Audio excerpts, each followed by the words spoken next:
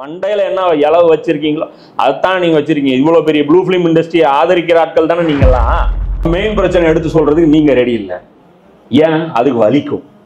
இந்த வலிக்காத தாவா, இந்த ஒயிட் கலர் தாவா வந்து இங்க எடுபடாது. நபிமார்கள் அதை செய்யும். நேற்று பார்த்த ஒரு வீடியோ, அவன் குழந்தை போனா அவன் வீட்டு அந்த மாடி மேல ஸ்னைப்பருடைய அந்த ஷெல் மட்டும் இவ்வளவு கிடக்கு. முதல்ல பிற்போக்கு முற்போக்கு நீங்க எப்படி முடிவு பண்றீங்க? முற்போக்கு சிந்தனை எது, பிற்போக்கு சிந்தனை எது? ஒரு லிஸ்ட். உங்களுக்கு ஏற்பட்ட குழப்பத்திற்கு காரணம் அல்லாவோ அல்லாவுடைய ரசூலோ அவங்களுடைய வாழ்க்கை கிடையாது, எங்களுடைய சேட்டை. நெஞ்ச ரெண்டா பொளந்து அதை கேமராவும் பிடிக்கிறானுங்க. அதுக்கு ஹெல்ப் பண்றதுக்கு 4 பொட்ட பிள்ளைங்க. நபி ஸல்லல்லாஹு அலைஹி வஸல்லம் அவர்கள் முஸ்லீமா இருக்கிறது கன்வீனியன்ட்டா, முஸ்லீம் இல்லாம அபூஜைலோட இருக்கிறது கன்வீனியன்ட்டா? நபிக்கும் விருப்பம், நபியோடைய மனைவிமார்களுக்கும் விருப்பம். நீ யார் பேசுறது? அதெல்லாம் நாங்க பாத்துக்கிறோம், கிளம்பி போயிட்டு. யாரெல்லாம் குரங்குன்னு தங்களை ஃபீல் பண்றீங்களோ அவுத்து போட்டு திரிங்க. நீங்க காப்பாத்துற அளவுக்கு ரசூலுல்லா வீக்கான பர்சனாலிட்டி கிடையாது. எதெல்லாம் இயற்கையா அது செயற்கை, எதெல்லாம் செயற்கையோ அது இயற்கை. நீங்க இதுதான் தஜ்ஜாலுடைய ஃபித்னா. சிம்பிளா இன்னல் ஹம்துலில்லாஹ் நஹ்மதுஹு நஸ்தஈனுஹு நஸ்தக்ஃபிருஹு நுமினு பிஹி வ நதவக்கலு அலைஹி வ நஊது பில்லாஹி மின் ஷுரூரி அன்ஃபுஸினா வ மின் ஸய்யிஆத்தி அமாலினா மை யஹ்தியுல்லாஹு ஃபலா முஸில்ல லஹு வ மை யுத்லில்ஹு ஃபலா ஹாதிய லஹு وأشهد أن لا إله إلا الله وحده لا شريك له وأشهد أن محمدا عبده ورسوله أما بعد اللهم صل على محمد وعلى آل محمد كما صليت على إبراهيم وعلى آل إبراهيم إنك حميد مجيد اللهم بارك على محمد وعلى آل محمد كما باركت على إبراهيم وعلى آل إبراهيم إنك حميد مجيد رب اشرح لي صدري. நபி ஸல்லல்லாஹு அலைஹி வஸல்லம் அவர்கள் ஆயிஷா ரலியல்லாஹு அன்ஹா அவர்களை மணக்கும் போது சிறுமியாக இருந்தார்களா? இதுதான் சப்ஜெக்ட். இப்போ இதில் 2 விஷயங்கள் இருக்குது இந்த சப்ஜெக்ட்லேயும். ஒன்று வந்து பார்த்தீங்கன்னா, அதை தான் சொல்கிறேன், இந்த கண்ணை மூடி வெறுக்கக்கூடியவர்கள், ஒரு லாஜிக்கலாக திங்க் பண்ணி முடிவெடுக்கக்கூடியவர்கள். இப்போ அவங்க ஆக்சுவலாக இந்த விஷயத்தை வந்து விமர்சிக்கிறது எதுக்காக விமர்சிக்கிறாங்க அப்படின்னா, இஸ்லாத்தை வந்து அறிமுகப்படுத்துறது நபி ஸல்லல்லாஹு அலைஹி வஸல்லம் அவர்கள் தான்.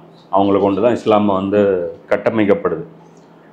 அப்போது அதில் கோளாறு இருக்கா அப்படின்னு பார்க்கும்போது நம்மளை பார்த்தா கண்டிப்பாக இஸ்லாத்தை பற்றி நல்ல அபிப்பிராயம் யாருக்கும் வராது. அப்படி வந்துச்சுன்னா ஆச்சரியம். அதான் மேட்ரு. முதல் பொசிஷன். 2வது, நபி ஸல்லல்லாஹு அலைஹி வஸல்லம் அவர்களை வந்து இது மேலோட்டமாக பார்க்கும்போது அது ஒரு பேட் ஒப்பீனியன் வந்து கிரியேட் பண்ணும். இப்போ அப்படி நினச்சிக்கிட்டு நபி ஸல்லல்லாஹு அலைஹி வஸல்லம் அவர்களை வெறுக்கக்கூடியவங்களாக இருக்கிறாங்க. இப்போ இந்த மத வெறுப்புக்கு வந்து ஒரு ரீசன் இருக்குது. ஏன்னா இஸ்லாம்ங்கிறது ஒரு நடுநிலையான மார்க்கம், அது எல்லாத்தையுமே பேலன்ஸ் பண்ணும். இல்லைன்னு வச்சிங்களா, ரெண்டுமே எக்ஸ்ட்ரீமுக்கு போயிடும். ஒன்று இந்த எக்ஸ்ட்ரீமு முழுமையான கட்டுப்பாடுகளில் போட்டு அடக்குமுறை போட்டு மனித குலத்தை தள்ளுவாங்க. இன்னொரு எக்ஸ்ட்ரீம் என்னென்னா ஃபுல் ஃப்ரீடம், எல்லாத்துலேயுமே ஃப்ரீடம், எதுலேயுமே வந்து கட்டுப்பாடு இல்லை அப்படிங்கிற ஒரு நிலைக்கு வருவாங்க. அப்போ இந்த மதம் வந்து அடக்கி ஆண்டுட்டு இருந்துச்சு மனித குலத்தை. இப்போ 400 வருடத்துக்கு முன்னாடி தான் அந்த மதங்களுடைய அந்த கட்டுப்பாட்டிலிருந்து மனித குலத்தை என்ன பண்ணாங்க, வெடிவிச்சு கொண்டு வந்தாங்க. இந்த ரினைசன்ஸ் அப்படிம்பாங்க. இந்த இங்கிலாண்டில் வந்து இந்த மூமெண்ட் வந்து தொடங்கிச்சு. இந்த 400 வருட மத வெறுப்பு. அதுக்கப்புறம் வந்து பார்த்திங்கன்னா மதம் வந்து இனிமேல் வந்து யாருமே வந்து அதை உயர்த்தி பிடிச்சாலே அது வந்து வெறுக்கப்பட்டது. மதம்னாலே எதுக்கு பயன்படுத்துகிறாங்க அப்படின்னா, இன்றைக்கும் நம்ம பார்க்கக்கூடியது மக்களை ஏமாற்றுவதற்கு, மக்களை சுரண்டி தின்பதற்கு.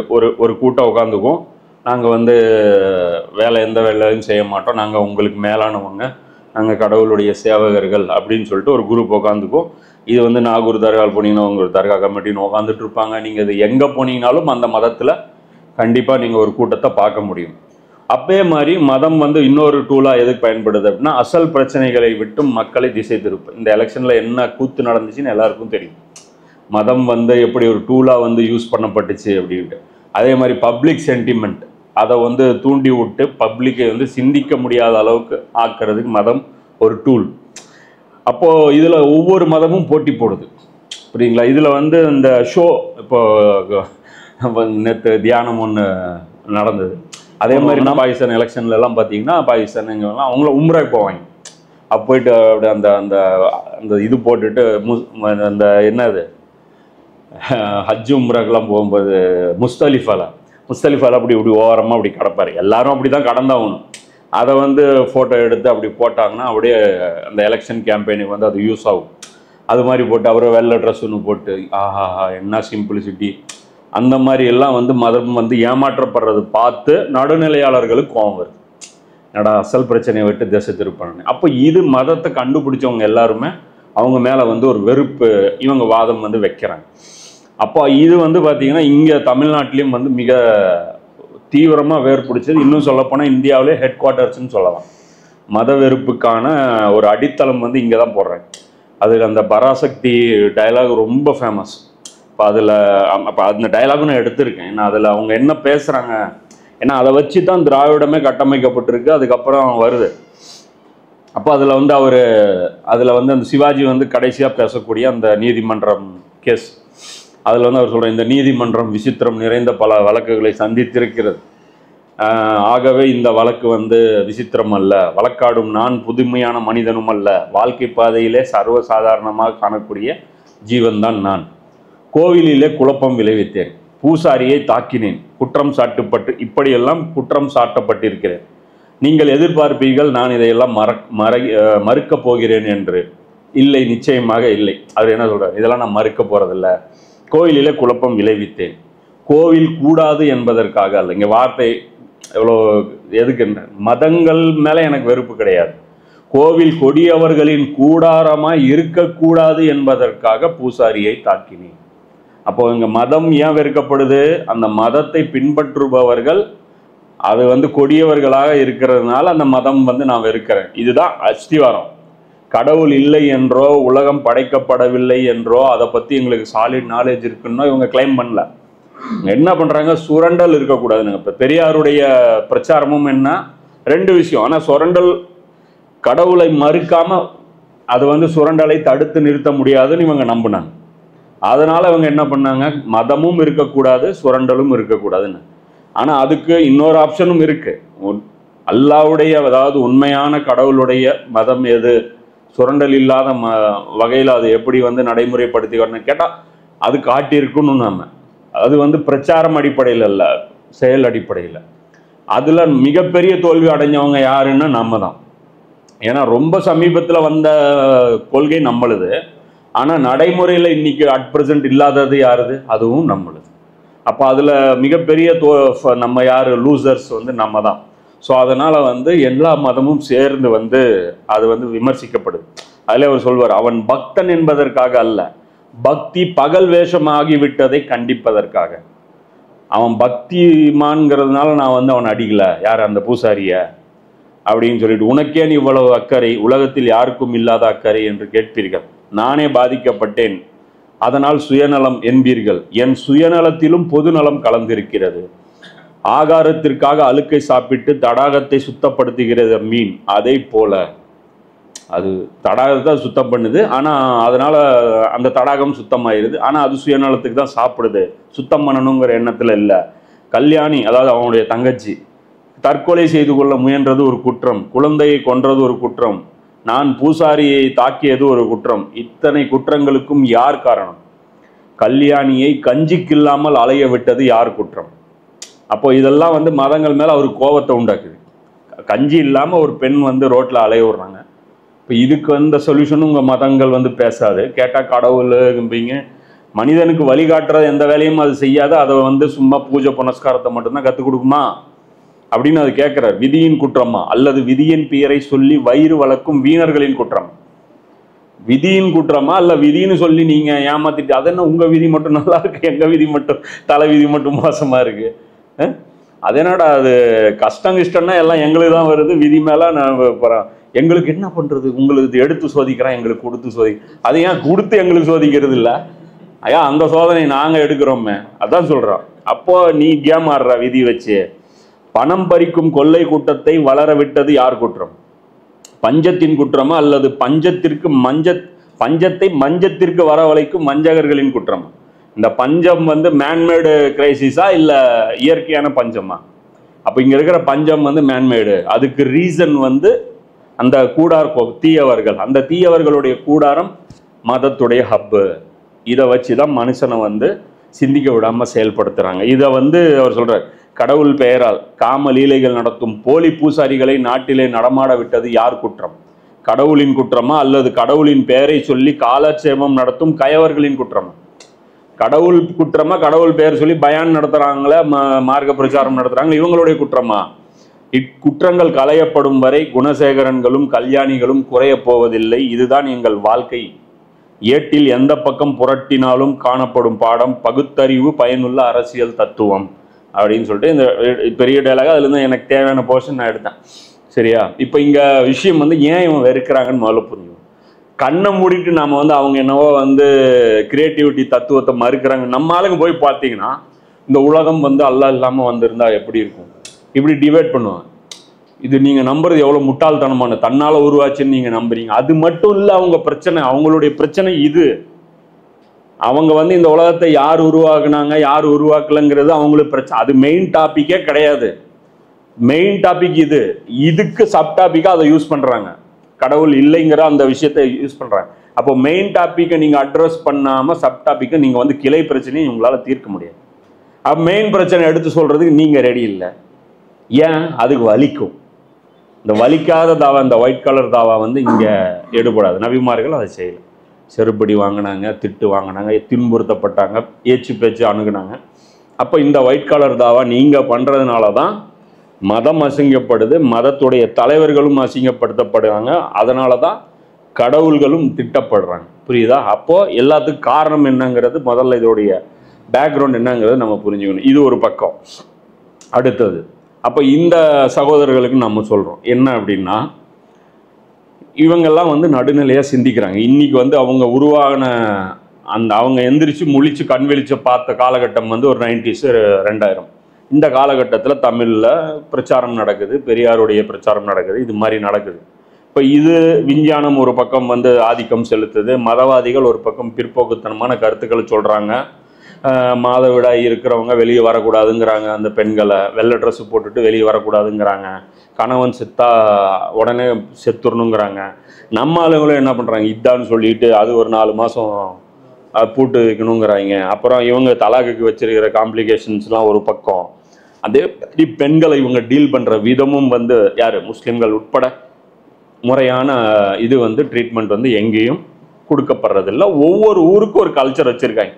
காயல்பட்டினம் சைடு போனீங்கன்னா ஒரு கல்ச்சரு, ஈரோடு வந்தீங்கன்னா ஒரு கல்ச்சரு, சேலம் போனீங்கன்னா ஒரு கல்ச்சரு, சென்னை போனீங்கன்னா ஒரு கல்ச்சரு. அதே இல்லாமல் குடும்ப விவகாரங்கள் எதுவுமே இஸ்லாத்தின் அடிப்படையில் செட்டில் பண்ணுறதும் கிடையாது. அவங்க தடி எடுத்தவன் தான் தண்டால்காரன். Might is right. யார் பலசாலியோ, யார் பணக்காரனோ, பொன் வீட்டுக்காரன் பணக்காரன்னா அவன் சொல்கிறது தான் அவனுக்கு இவன் அடங்கி போகணும். மாப்பிள்ளை பணக்காரன்னா இவனுக்கு அவன் அடங்கி போகணும். இந்த மைட் இஸ் ரைட்டுங்கிற அந்த பாலிசி தான் இங்கேயும் உள்ள ஃபேமிலிக்குள்ளேயும். இங்கே நீதி நிலைநாட்டப்படுறதெல்லாம் கிடையாது. ஸோ அதே பிரச்சனைகள் மற்ற சமூகங்களில் இருக்கிற அதே ஃபேமிலி பிரச்சனைகள் இங்கேயும் பார்க்குறாங்க. அதனால் இஸ்லாத்தை பற்றி தவறான ஒரு முடிவு, இவங்களும் பிற்போக்குவாதிகள் தான் அப்படிங்கிற ஒரு முடிவுக்கு இவங்க மேலோட்டமாக வந்துடுறாங்க. இப்போ இந்த இடத்துல நாம் இவங்களை கேட்டுக்கிறது என்னென்னா, இந்த நடுநிலையாக சிந்திக்கக்கூடிய ஒரு பாரிசாலன் போன்றவர்கள், அப்புறம் சரவணன் பரமானந்தம், அப்புறம் விக்கி, இவங்களுக்கெல்லாம் நம்ம என்ன சொல்லிக்கிறோம் அப்படின்னா, நீங்கள் வந்து ஒரு விஷயத்தில் தெளிவாக இருக்கீங்க. எது? இன்னைக்கு இருக்கக்கூடிய அந்த மேற்கத்திய கலாச்சாரம் முழுமையாக நல்ல கலாச்சாரம் கிடையாதுங்கிறது நீங்கள் விளங்கி வச்சுருக்கீங்க. இவங்களுடைய திருட்டுத்தனமும் சேர்ந்து நீங்கள் விலகி வச்சுருக்கீங்க.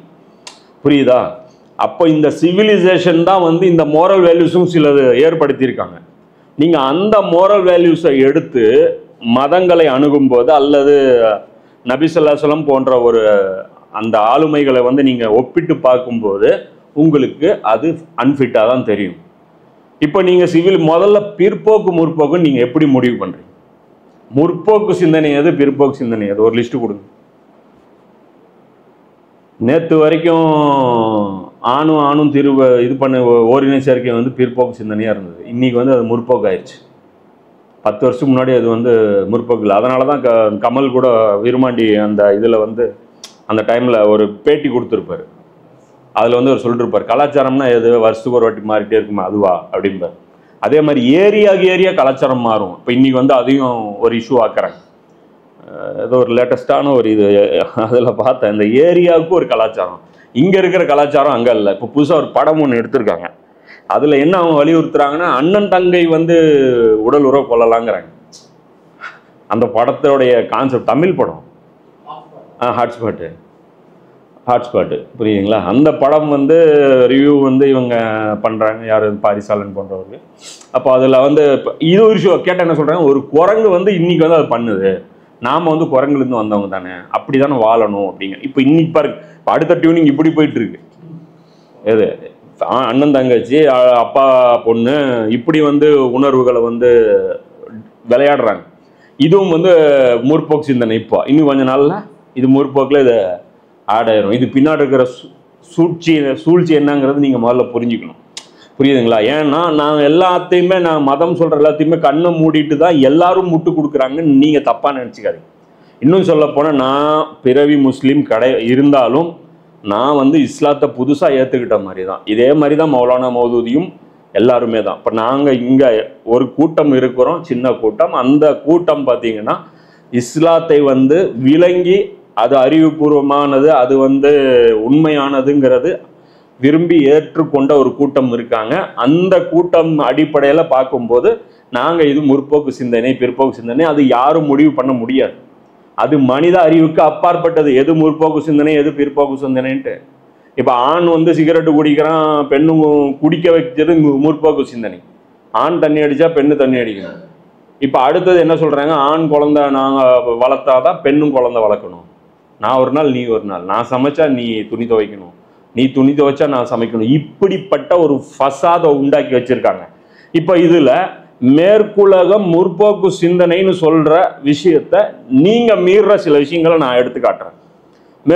மேற்குலகம் என்ன சொல்லுது, தடுப்பூசி உடம்புக்கு நல்லதுங்குது. நீங்கள் என்ன சொல்கிறீங்க, இதுக்கு பின்னாடி ஒரு ப்ராபகண்டா இருக்குது, பொய்யானது தப்பானதுன்னு சொல்கிறீங்களா இல்லையா? அப்போ நீங்கள் யார் மேற்குலகத்துடைய அந்த பார்வையில்?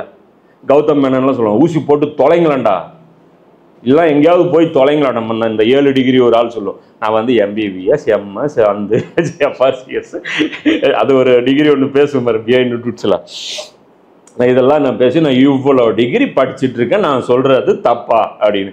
இப்போ என்ன சொல்கிறேன், சாதாரண சைடு எஃபெக்ட், ரத்தம் கட்டியாகி மாரடைப்பு வந்து சாகிறது, இதெல்லாம் ஒரு மேட்ரா அப்படின்னு சொல்லிட்டு சொல்கிறேன். உங்களுக்கு எவ்வளோ பெரிய சளியிலிருந்து காப்பாற்றிருக்கோம் நாங்கள், அதை விட்டுட்டு இப்போ உங்களுக்கு சாதாரண ஹார்ட் அட்டாக்கெல்லாம் நீங்கள் ஃபீல் பண்ணிக்கிறீங்க அப்படிங்கிறாங்க. இவங்களாம் இருக்க வேண்டிய ஆள் கிடையாதுன்னு நீங்களாம் பேசுகிறீங்க.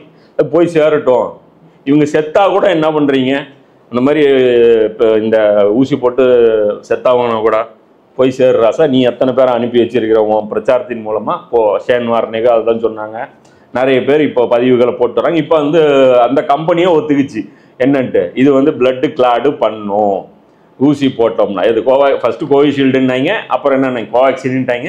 இன்னைக்கு தமிழ் மீடியா முதற்கொண்டு எல்லா மீடியாவும் ஒத்துக்குச்சு. இப்போ என்னங்க நம்மகிட்ட ஐயோ போட்டிருக்க கூடாதாமே அப்படின்னு சொல்லிட்டு இப்படி நம்மகிட்ட சொல்கிறாங்க. அதே மாதிரி உரம் என்ன, இங்கிலீஷ் மருத்துவம், இதெல்லாம் மனிதகுல நன்மைக்காக ஏற்படுத்தப்பட்டது அப்படின்னு அதை நீங்கள் நம்புறீங்களா? முற்போக்கு சிந்தனையில் இருக்கா, இது பிற்போக்கில் இருக்கா? இப்போ நீங்கள் உங்கள் பார்வையில் இது வந்து ஏமாற்று சிந்தனை, அவங்க பார்வையில் இது முற்போக்கு சிந்தனை. அதே மாதிரி இதை நம்புறவங்க, கண்ணை மூடிட்டு அறிவியலை ஆதரிப்பவங்க யாரு, மூட நம்பிக்கையாளர்கள். நீங்கள் பேசுறீங்க ஆட்டு மந்தைன்னு இவங்க எல்லாரும் கிண்டல் பண்ணுவாங்க.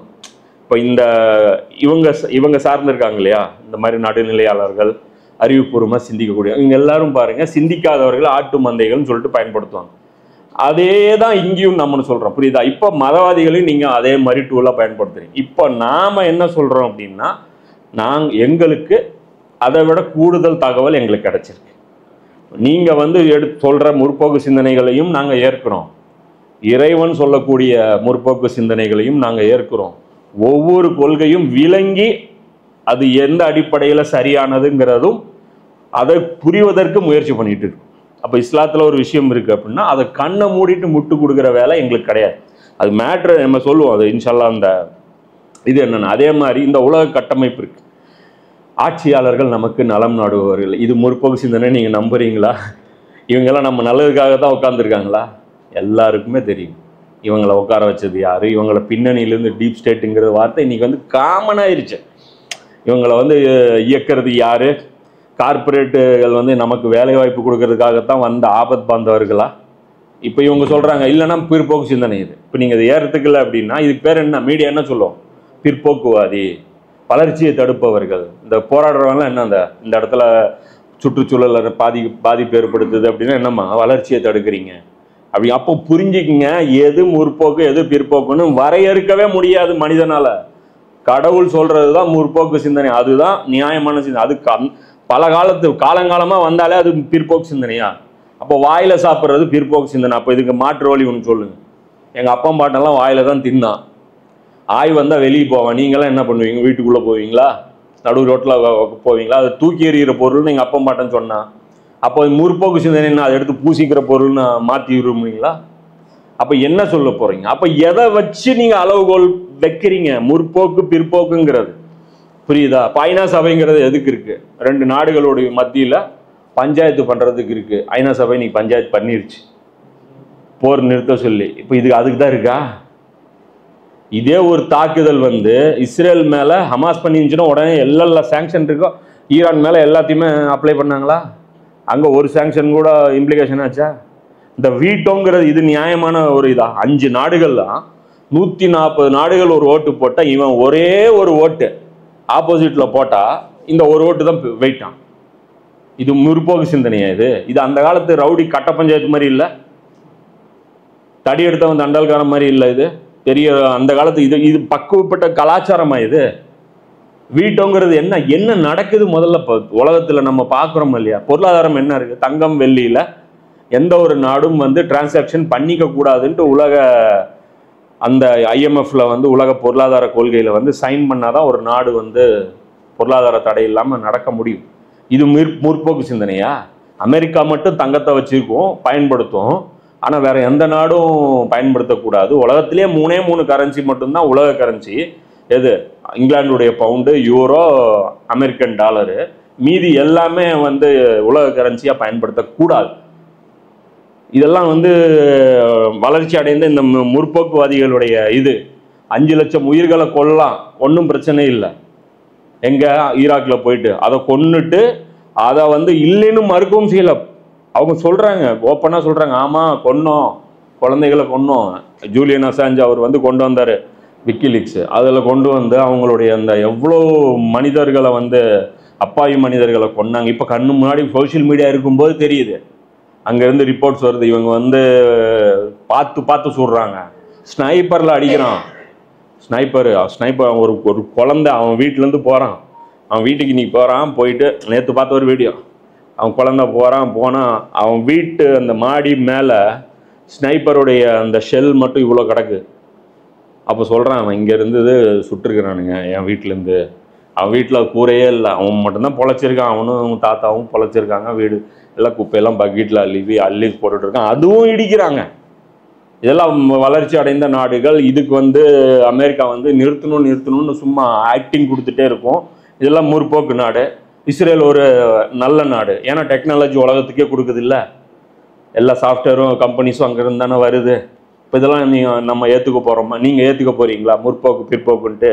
அப்போ முதல்ல ஒரு விஷயம் புரிஞ்சிங்க, இங்கே எப்படி நீங்கள் மற்ற விஷயங்களில் இவங்களுடைய அந்த சூழ்ச்சியை நீங்கள் அடையாளம் கண்டு கொண்டீங்களோ, அதே மாதிரி மதங்களை அணுகுவதிலும் இந்த மேற்கத்திய உலகம் சூழ்ச்சிகளை மேற்கொண்டிருக்கு. அப்போ அந்த அடிப்படையில் இவங்க வகுக்கிற அந்த அளவுகோல்களை வச்சுக்கிட்டு, இவங்க வச்சிருக்கிற அந்த சிவிலைசேஷனை வச்சுக்கிட்டு நீங்கள் அந்த காலத்தை ரசூல்லாவை நீங்கள் ஒப்பிடாதீங்க. எந்த வாழ்வியல் முறையும் நீங்கள் ஒப்பிடாதீங்க. சாதாரண இங்கே தமிழ் கல்ச்சர் கூட இவங்க சொல்கிறது ஃபிட் ஆகாது. முற்போக்குன்னு இவங்க சொல்கிற அந்த சிந்தனைகள் எதுவுமே ஃபிட் ஆகாது. இது பெரிய ஒரு இந்த சிவிலைசேஷனில் இருக்கக்கூடிய மோதல்களே பெரிய விஷயம். அது நம்ம தனியாக பட்டியல் போட்டு பேசக்கூடிய அளவுக்கான விஷயங்கள். முதல்ல இந்த ஒரு பாயிண்ட்டு நம்ம சொல்லிக்கிறோம். நவீன மேற்கத்திய நாகரிகம் சொல்கிறது தான் சரி அப்படிங்கிற அந்த சிந்தனை இருக்கு இல்லையா? எப்படி ஊசி நல்லது, இது நல்லது, ஐநா சபை நல்லது, இதெல்லாம் வச்சுருக்கானோ, இதெல்லாம் நம்புறோம் நீங்கள் ஆட்டு மந்தைன்னு சொல்கிறீங்களோ, அதே மாதிரி ஒரு மூட நம்பிக்கை தான் இது. இவங்க கொடுக்கக்கூடிய அந்த மோரல் வேல்யூஸ் தான் உலகிற்கு சிறந்தது. இவங்க கண்டுபிடிச்ச கேமரா நல்லது, இவங்க கண்டுபிடிச்ச லைட் நல்லது, அதெல்லாம் நல்லது தான், இல்லைன்னு சொல்லாது. இங்கே என்ன பிரச்சனைனா நன்மையும் தீமையும் கலக்கப்படுது. அதை பிரித்து பார்க்கக்கூடிய அறிவு மனிதனுக்கு கிடையாது. அதனால தான் அல்லாஹ் சொல்கிறான், வழிகாட்டுதல் என்னிடம் இருந்து வர வேண்டும். அதைத்தான் சொல்கிறோம். இப்போ இதில் நாங்கள் சரியாக அதை இம்ப்ளிகேஷன் பண்ணாதனால உங்களுக்கு ஒரு குழப்பம் ஏற்பட்டிருக்கு. அந்த குழப்பத்திற்கு நாங்கள் பொறுப்பேற்கிறோம். உங்களுக்கு ஏற்பட்ட குழப்பத்திற்கு காரணம் அல்லாஹ்வோ அல்லாஹ்வுடைய ரசூலோ அவங்களுடைய வாழ்க்கை கிடையாது, எங்களுடைய சேட்டைகள், எங்க முஸ்லிம் நாடுகளுடைய சேட்டைகள், என்னுடைய நடவடிக்கைகள், நீங்க பார்த்துட்டு இருக்கிற ஒவ்வொரு முஸ்லிமுடைய நடவடிக்கைகள்.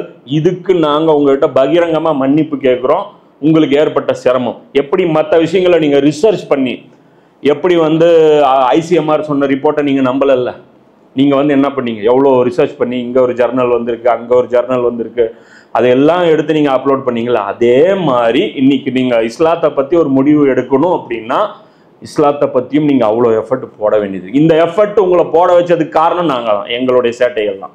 எங்களை பார்த்து நல்ல மார்க்கம் நீங்க சொல்ல மாட்டீங்க, அது எங்களுக்கும் தெரியும். அது அந்த விஷயத்துல நாங்க தோல்வி அடைஞ்சவர்கள். அதற்கான வேதனையை எதிர்பார்த்துட்டு கடவுளுடைய பனிஷ்மெண்ட்டை நாங்க எதிர்பார்த்த வண்ணம் இருக்கோம். சிலர் உட்காந்துட்டு இருக்காங்க சந்தோஷமா, அல்லாவுடைய கிஃப்ட் கிடைக்க போகுதுன்ட்டு. அல்லாவுடைய அசாபுக்காக தான் நாங்க வெயிட் பண்ணிட்டு இருக்கோம், வேற எதுவும் இல்லை. அது உண்மை உணர்ந்தவர்களுக்கு தெரியும்.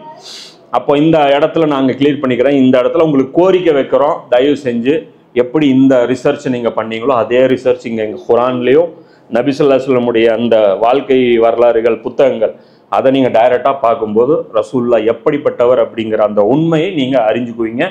அதனால வந்து முஸ்லிம்கள் யார் ஏதோ உங்க மனசு புண்படுற மாதிரி ஏதாவது பேசுனா அதை கண்டுக்காதீங்க, நீங்க பாட்டுக்கு உங்களுடைய ரிசர்ச்களை பண்ணுங்க. இப்போ அந்த சப்ஜெக்டுக்கு வருவோம். நபி ஸல்லல்லாஹு அலைஹி வஸல்லம் எப்படிப்பட்டவர், அவர் வந்து சிறுமியை வந்து ஏன் கல்யாணம் பண்ணாரு? முதல் பாயிண்ட் நம்பர் 1, நபி ஸல்லல்லாஹு அலைஹி வஸல்லம் அவர்கள் ஒரு பெண்கள் மீது அதிக மோகம் கொண்டவரா? கண்டிப்பா கிடையாது. ஏன்னா நபி ஸல்லல்லாஹு அலைஹி வஸல்லம் அவர்கள் என்ன நினைக்கிறாங்க, நீங்க என்ன நினைக்கிறீங்க மதம் அப்படின்னா? இன்னைக்கு வந்து சுரண்டல், பாலியல், அந்த சுரண்டலை வந்து மறைக்கிறதுக்கு மதம் வந்து இப்போ இன்னைக்கு பார்த்தீங்கன்னா ஒருத்தர் நார்மலாக இருப்பார். உதாரணத்துக்கு சில சாமியார்கள் எடுத்துங்க, சில பேர் ஈபியில் வேலை செஞ்சவங்க, சில இன்னைக்கு கடவுளாக இருக்கவங்க, சில கவர்மெண்ட் ஆஃபீஸில் வேலை செஞ்சவங்க சில பேர் இருக்காங்க. அவங்க நார்மலாக இருந்து ரிட்டையர்ட் லைஃப் வரைக்கும் நார்மல் மனுஷனாகவே இருந்து திடீர்னு ஒரு நாளைக்கு வந்து தங்களை தாங்களே கடவுளுடைய அவதாரம்னு டிக்ளேர் பண்ணிட்டு அன்னிலேருந்து அவங்க ட்ரெஸ்ஸை மாற்றிக்கிட்டு தாடி பெருசாக விட்டுட்டு தலைப்பகாதெல்லாம் போட்டுட்டு அவங்க என்னென்னமோ பண்ணுறாங்க. இது எதுக்கு பண்ணுறாங்க அப்படின்னா இது பின்னாடி நிறைய வந்து பார்த்திங்கன்னா கான்ஸ்பிரசிஸ் இருக்குது. அவங்க வந்து பார்த்திங்கன்னா போதைகளை பயன்படுத்துகிறாங்க, பிளாக் மணி வந்து ஒயிட் ஆக்குறாங்க, பெண்களை வந்து அனுபவிக்கிறாங்க, இது மாதிரியான அது மாதிரியான ஃபெசிலிட்டேஷனும் பண்ணி கொடுக்குறாங்க. இது மாதிரியான கான்ஸ்பிரசிஸ் இருக்குது. இதை மறுப்பதற்கு இல்லை. ஏன்னா ஒவ்வொரு லீலைகளும் வந்துகிட்டே இருக்குது. ஒரு ஃபாஸ்டர் ஒருத்தர் சமீபத்தில் மாட்டினார். எத்தனையோ பெண்களை வந்து அவர் வந்து ஏமாற்றி பாவ மன்னிப்புக்கு வந்தவங்களை வந்து இது பயன்படுத்தினாருன்ட்டு பார்க்குறோம். பள்ளிவாசல்களில் ஓரின சேர்க்கை பிடிபட்டவர்களும் இருக்கிறாங்க. என்ன சில இடங்கள்ல அது நடக்க தான் செய்யுது. மதரசாக்கள்லையும் அது மாதிரியான சில செய்திகள் நம்ம எங்கள் சமுதாயத்திலையும் பார்க்குறோம். அதே தான் வந்து பார்த்திங்கன்னா கோவில்கள்லையும் சில விஷயங்கள் நடந்ததை நம்ம வந்து பார்க்குறோம். இது எதுவுமே மறுப்பதற்கல்ல. இவர்கள் மதத்தின் பின்னால் தான் போய் ஒளிஞ்சுக்கிட்டாங்க. தப்பு பண்ணிட்டு எங்கே போய் ஒளிஞ்சுக்கிட்டாங்க? மதம் வந்து வச்சு தான் அவங்க ஏமாத்திட்டு இருந்தாங்க. ஆனால் இப்போ நான் சொல்கிறத அப்படியே நீங்கள் அப்ளை பண்ணி பாருங்க. நபி ஸல்லல்லாஹு அலைஹி வஸல்லம் அவர்கள் பெண்களை அனுபவிக்கிறதா இருந்தால் அவர் ஒரு புது மதத்தை லான்ச் பண்ணி அனுபவிக்கணுங்கிற அவசியமே இல்லை. அந்த காலகட்டத்தில் ஒவ்வொருத்தரும் 100 மனைவிகள் அல்லது அடிமை அப்படியே கல்யாணம் பண்ணாமல் விபச்சாரம் லீகலாக இருக்கக்கூடிய ஒரு நாட்டில் மதம்னு ஒன்று உருவாக்கி டிசிப்ளினும் மற்றவங்களுக்கெல்லாம் கற்றுக் கொடுத்து இவர் மட்டும் டிசிப்ளினை உடைச்சி ஒரு சிறுமியை கல்யாணம் பண்ணி வந்து உடலுறவுக்காக இவர் பயன்படுத்தினார்னு நீங்கள் இதை நம்ப போகிறீங்களா? நபி ஸல்லல்லாஹு அலைஹி வஸல்லம் அவர்கள் முஸ்லீமாக இருக்கிறது கன்வீனியன்ட்டா, முஸ்லீம் இல்லாமல் அபூஜைலோட இருக்கிறது கன்வீனியன்ட்டா? மதத்தை லான்ச் பண்ண வேண்டிய தேவையே இவருக்கு கிடையாது. எந்த கோர்ட்டு கேட்க போகுது? ரசூலுல்லாஹ் பார்த்து அபூஜையில் எந்த கோர்ட்டில் வந்து விபச்சார வழக்கில் வந்து விபச்சாரமாக அங்கே லீகலைஸ். அவங்க கல்யாண முறையே எப்படி இருந்தது? எல்லாரும் சேர்ந்து ஒரு சாம்பிளுக்கு சொல்கிறேன், எல்லாரும் சேர்ந்து ஒரு பெண்ணிடம் ஒரே நாளில் 10 பேர் உடல் உறவு கொள்வாங்க. இது லீகல் கல்யாண முறை நான் சொல்கிறது. அப்போ இல்லீகலாக எப்படி இருக்குன்னு பார்த்துங்க.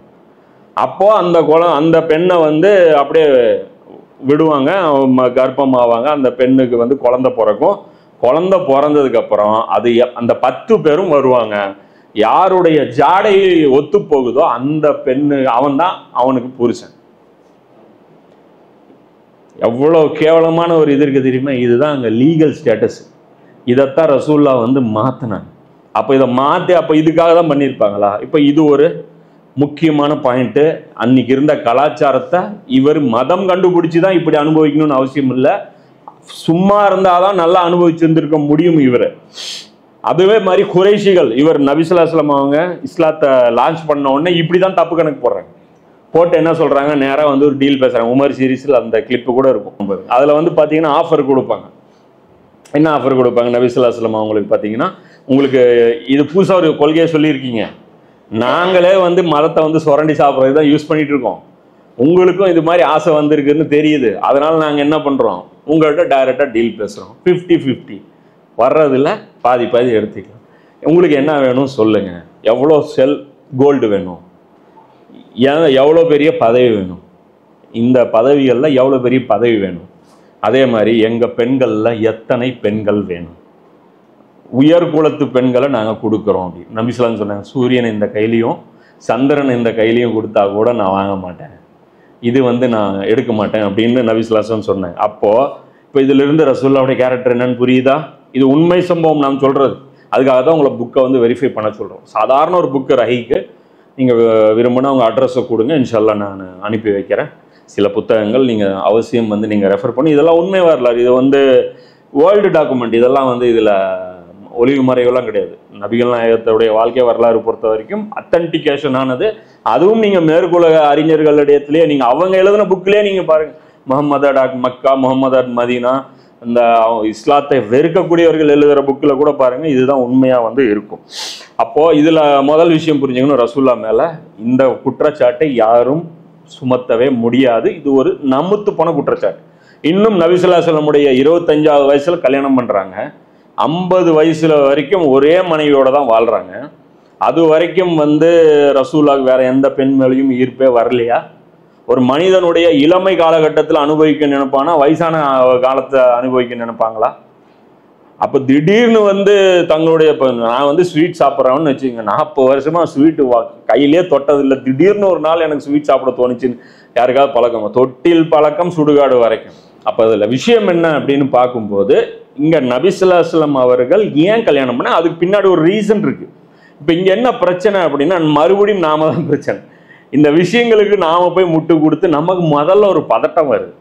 நபி ஸல்லல்லாஹு அலைஹி வஸல்லம் அவர்களை பற்றி இந்த மாதிரி ஒரு விமர்சனம் வச்ச உடனே நமக்கு ஒரு பதட்டம் வருது. ஐயோ மாட்டிக்கிட்டோம் தான், இவர் நான் எனக்கு சொன்னாங்கல்ல, இவன் என்னத்தையோ ஒன்று போட்டு தொலைச்சிட்றான், நாம் போய் பதில் சொல்ல வேண்டியதாக இருக்குங்கிற மாதிரி அந்த ஃபீலிங் நம்ம ரசூலுல்லாஹ் விஷயத்தில் வச்சுருக்கோம். அதனால தான் சில புத்தகங்கள் நம்ம என்ன பண்ணுறோம், 19 வயசு ஆயிஷா ரலியல்லாஹு அதை அப்படி இப்படின்னு கொண்டாந்து ஃபிட் பண்ணுறோம். என்ன பண்ணுறோம், அஸ்மா சாகும்போது இவ்வளோ வயசு, அதை விட 10 வயசு கம்மி, அதை கணக்கு போடும்போது ஹிஜ்ரி 27 கணக்கு போட்டால் அப்படி இப்படி போட்டால் கூட்டி கழிச்சு பார்த்தா ஹிஜ்ரத்துடைய சமயத்தில் 19 வயசு ஃபிட் ஆகுது, அதனால் அதுதான் ஃபைஸுங்கிறேன். ஆனால் என்ன பிரச்சனை தெரியுமா, குரான்லேயே பிரச்சனை இருக்குது உங்களுக்கு. இங்கே என்ன பிரச்சனைனா, இது பிரச்சனை ரசூலுல்லாஹ்வுடைய லைஃபோட போயிருந்ததுன்னா பிரச்சனை இல்லை, அதுக்கு பின்னாடியும் கண்டினியூ ஆகுது.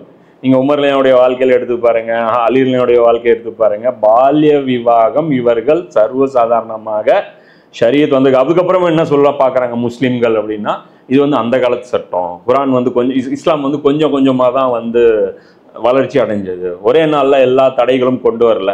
பால்ய விவாகத்தை இஸ்லாம் தடை செய்யுது. எங்கே தடை செய்யுது, ஒரு ஆயத்து காட்டுங்க. கேட்டால் என்ன சொல்கிறாங்க, அது வந்து அக்ரிமெண்ட்டுங்குது, ஒப்பந்தம்ங்குது.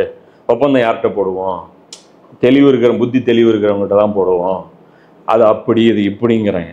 இதெல்லாம் வந்து எடுபடாது, புரியுங்க. ஏன்னா குரானில் சில விஷயங்கள் வந்து நம்ம காப்போம். இது மாதிரி நம்ம முட்டு கொடுக்க போகும்போது இன்னும் இல்லாஜிக்கலாக அவங்களுக்கு தேவை வந்து, இதுதான் மதவாதிகள் கண்ணை மூடிட்டு என்னத்தையோ ஒன்று சொல்லி நம்மளை வந்து அதை நான் ஒத்துக்க சொல்லி வைப்பாங்க அப்படின்னு சொல்லிட்டு, அல்லது நம்ம என்ன சொல்கிறோம், அடுத்த ஆல்டர்னேஷனு காந்தி செஞ்சாங்க, அப்போ இது தப்பு இல்லையா அப்படின்னு கேட்டால், ஊழல் செய்யலையா அப்படின்னு கேட்டால், ஏன் போன கவர்மெண்ட்டில் எவ்வளோ இருந்துச்சு, இப்போ இந்த கவர்மெண்ட்டில் 1.5 லட்சம் ரூபா கடன் இருக்குது, 1.5 லட்சம் கோடி கடன் இருக்குன்னா, போன அரசாங்கத்தில் நீங்கள் வாங்கி வைத்தது 80 லட்சம் கோடி, அப்படி இப்படின்னு ஏதோ ஒன்று பேசுவாங்க. அந்த டேட்டா வந்து சரியா ரசூலுல்லாஹ் ஏன் பண்ணாங்க, அது சரியா தப்பா, இது நீங்கள் ஜஸ்டிஃபை பண்ணியே ஆகணும். அப்போ காந்தி செஞ்சதெல்லாம் நீங்கள் செய்வீங்களா? அப்போ காந்தி செய்கிறதெல்லாம் நீங்கள் காந்தியை ஃபாலோ பண்ண போகிறீங்களோ? இல்லை, அப்புறம் எது காந்தியை காமிக்கிறீங்க? காந்தியை வந்து அவருடைய வாழ்க்கை அது அவர் தனி. அப்போது எல்லாரும் செஞ்சால் நாங்களும் செய்வோங்கிற அந்த ஆர்குமெண்ட்டு முதல்ல உங்களுக்கு ஃபிட் ஆகாது முஸ்லீம்களுக்கு. அப்போ ஏன் கொண்டு போய் தூக்கிட்டு போய் அதை காட்டுறீங்க? அப்போ உங்கள்கிட்ட எவிடன்ஸ் இல்லை, இங்கே தோல்வி மனப்பான்மை இங்கேயே நம்ம ஒத்துக்கிறோம். ரசூல்லாவை நாமளே அண்டர் எஸ்டிமேட் பண்றோம். ஒரு விஷயம் முதல்ல நாம புரிஞ்சுக்க வேண்டியது என்னன்னா, நபி ஸல்லல்லாஹு அலைஹி வஸல்லம் அவர்கள் ஒரு விஷயம் செஞ்சதா அத்தன்டிகேஷனா வந்துருச்சு, குர்ஆன்ல இருக்குதுன்னா அது சரின்னு அர்த்தம். அது முற்போக்கு சிந்தனை, அது என் அறிவுக்கு புலப்படல, தெரியல. முதல்ல நீங்க வெரிஃபை பண்ண வேண்டியது இவர் அல்லாவா அல்லாவுடைய ரசூலான்ட்டு முதல்ல வெரிஃபை பண்ணுங்க. அதுக்கப்புறம் நீங்க வந்து அதுதான் அவர் கிளியரா சொல்றாரு. யாரு? சரவணன் பரமானந்தம். அவர் என்ன சொல்றாரு அந்த வீடியோ, அந்த பதிவுல, ஒருவரை நான் இறை தூதர் என்று கூறிவிட்டால் அதற்கு பிறகு அவரை வந்து நான் விமர்சிப்பதற்கு எனக்கு தகுதி இல்லாமல் போய்விடும். கரெக்ட். இறை தூதர்னா முடிஞ்சு போச்சு. இறை வழிகாட்டுதல், அவ்வளவுதான். எல்லாமே வழிகாட்டுதல் தான். அதுல சரி தப்பு என்ன இருக்கு? ஒன்றும் இல்லை. அப்போ இப்போ இயற்கையில ஏதாவது தப்பு இருக்கா? படைப்பு, அல்லாவுடைய படைப்புல எது தப்பு சொல்லுங்க. பாம்பு படைச்சிருக்க கூடாதுன்னு சொல்றீங்களா? அது எல்லாரையும் கொத்து, அதுக்கு பின்னாடி என்ன சில பிலாசபி இருக்கு, அது தேடி பாருங்க, அது ரீசன் என்ன இருக்குன்னு. இப்படிதான் பார்த்தா நமக்கு என்ன தெரியும்? பாம்பு கொத்துது, இந்த மாதிரி ஒரு ஜீவனை போட்டு நம்மளெல்லாம் படாப்படுத்து கடவுள். போய் பாருங்க, கொசு எதுக்கு படைச்சிருக்காரு, அதுக்கும் ஒரு ரீசன் இருக்கும். தவளை ஏன் படைச்சிருக்காரு, அதுக்கு ஒரு ரீசன் இருக்கும். அப்போ நான் எல்லா உயிரினங்களுக்கும் நீங்க ரீசன் நீங்க தான் கண்டுபிடிக்கணுமே தவிர, உங்களுக்கு தெரியாதனால உங்களுக்கு துன்பம் தரக்கூடிய விஷயங்களை அவர் படைச்சிட்டாருன்னு நீங்க நினைக்க, உங்களுக்கு அறிவு இல்லைன்னு நினைக்கிறீங்க. இப்போ ஒரு ஆபரேஷன் நடக்குது, அந்த இடத்துல ஒரு கிராமவாசி ஒருத்தர் உள்ள வந்துட்டாரு, வந்து பாக்குறாரு, 4 பேர் சேர்ந்து ஒரு ஃபேமிலியை அழிக்க பார்க்குறானுங்க. அந்த குடும்பமே அந்த ஆளை நம்பிதான் இருக்கு. நெஞ்ச 2ஆ பொளந்து அதை கேமராவும் பிடிக்கிறானுங்க. அதுக்கு ஹெல்ப் பண்றதுக்கு 4 பொட்ட பிள்ளைங்க. என்ன அநியாயமாப்பா இது, என்ன அநியாயம் அப்படின்னு நினைச்சா நீங்க என்ன சொல்லுவீங்க? முற்போக்கு கருத்து, இது வந்து ஒரு பயங்கரமான ஒரு கருத்து. அந்த ஆப்ரேஷன் அது சரி தப்ப 2ஆம் விஷயம், அது தனியா வைங்க, புரியுதா? நான் அதுக்கு சொல்லலை. இப்போ இப்படி ஒருத்தர் பார்க்கும்போது உங்களுக்கு என்ன தெரியும்? சாவடிக்கிறான்னு தெரியும். அப்போ வாழ வைக்கிறாங்கிறது யாருக்கு தெரியும்? அது என்ன நடக்குதுங்கிற அறிவு இருக்கிறவனுக்கு தான் அது தெரியும். அது என்ன, அது வந்து உயிர் கொடுக்குற வேலை நடந்துட்டு இருக்குது. இவர் வந்து மிகப்பெரிய ஆபத்திலிருந்து இவங்களை காப்பாற்றக்கூடிய அந்த வேலை வந்து நடந்துட்டு இருக்குது. இவர் வயிற்றுக்குள்ள அந்த இரும்பு பொருள் ஒன்று உள்ள நுழைஞ்சிருச்சு, அது வெளியே எடுத்தாதான் அவரால் வாழ முடியும். அதுக்கு ஆப்ரேஷன் தான் ஒரே வழி. இல்லை சித்த வைத்தியத்தில் எடுக்க முடியுமா? உள்ள ஒரு இரும்பு டபக்குன்னு ஒன்று உள்ள பூந்துருச்சு ஒரு ஃபேக்ட்ரியில், எடுத்துட முடியுமா? ஒன்றும் பண்ண முடியாது. இயற்கை அது 2ஆ பொளந்து தான் ஆகணும். பொளந்து அது எங்கே இருக்குது ஆப்ரேஷன். இப்போ இந்த ஒட்ட வைக்கிறாங்க இல்லையா, கை காலில் எல்லாத்தையுமே போட்டு ஆக்சிடென்ட் ஆன உடனே. அப்போது இது தெரியாதவனு என்ன நினைப்பான், ஏற்கனவே உள்ள துண்டு போயிடுச்சுன்னா இன்னும் பெருசாக கிழிச்சு விட்டானுங்கடா பருவாயிங்க, சின்னதாக ஒரு காயம் வந்துச்சுன்னு போய் கூட்டுட்டு போனா இன்னும் பெருசாக கிழிச்சு விட்டானுங்க படுவாயிங்கன்னு நினச்சிட்டு இருப்பான். இப்படி தான் நம்ம நினைக்கிறோம். அல்லாவுடைய ரசூலுடைய வேலையோட அதில் இருக்கக்கூடிய ஹிக்மத்தை நம்ம புரியாமல், அதனால தான் அல்லாஹ் முஸ்லீம்களுக்கு இப்போ இந்த இடத்துல சொல்கிறேன், அதோடைய ஹிக்மத் என்னங்கிறது கரெக்டாக சொல்கிறேன். முதல்ல முஸ்லீம்கள் பதறக்கூடாது. நபி ஸல்லல்லாஹு அலைஹி வஸல்லம் அவர்கள் ஒரு காரியம் செஞ்சாங்க அப்படின்னா கண்டிப்பாக அதை தேடி பிடிச்சு பாருங்க. அது யாராவது ஜஸ்டிஃபிகேஷன் பண்ணி உலமாக்கள் எழுதியிருப்பாங்க. உங்கள் பிராண்டட் உலமாக்கள் வந்து எழுதலை அப்படின்னா அதுக்கு வந்து கம்பெனி வந்து பொறுப்பாக. நீங்கள் வந்து அறிவை தேடுங்க இருக்கும். நீங்கள் உங்கள் கம்பெனி சீலோடு இருக்கக்கூடிய உலமாக்களை மட்டும் தேடினீங்கன்னா கண்டிப்பாக கிடைக்காது.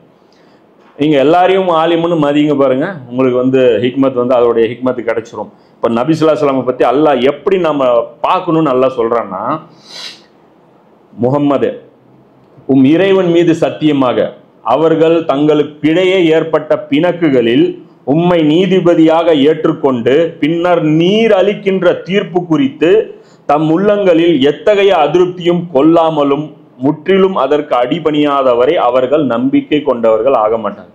நபி ஸல்லல்லாஹு அலைஹி வஸல்லம் அவர்கள் ஒரு தீர்ப்பு சொல்றாங்க, இது மனித குலத்துல சரியா தப்பாங்கிற ஒரு டிபேட்ல போயிட்டு இருக்கு. அப்ப ரசூலா சொல்றாங்க இதுதான் சரியானதுங்கிறாங்க. ஆனா அந்த தீர்ப்பு பார்த்துட்டு ஐயா பசுக்குன்னு இப்படி சப்போர்ட் பண்ணிட்டார, இதுக்கு நான் எப்படி சப்போர்ட் பண்ணி பேசுவேன்னு சொல்லி நீ அதிருப்தியில இருந்தீங்கன்னா நீ மூமினே கிடையாதுங்கிறாங்க. யார் சொல்றா? அல்லாஹ் சொல்றான். அப்போ ஒரு குருட்டு நம்பிக்கை வந்து அல்லாஹ் ஊக்கப்படுத்துறானா? குர்ஆன்ல குருட்டு நம்பிக்கை இல்லை. மறுமை நாளில் உண்மையான நம்பிக்கைக்கு மட்டும்தான் அங்கே கூலி கிடைக்கும். புரியுதா? மேலும் இது வந்து 4வது அத்தியாயத்தில் 65வது வசனம், அது முன்னாடி சொன்ன வசனம். இது வந்து பார்த்தீங்கன்னா, மேலும் இவ்வாறே முஸ்லிம்களான உங்களை நாம் உம்மத்தன் வசத்தன் சமநிலையுடைய சமுதாயமாக ஆக்கினோம்.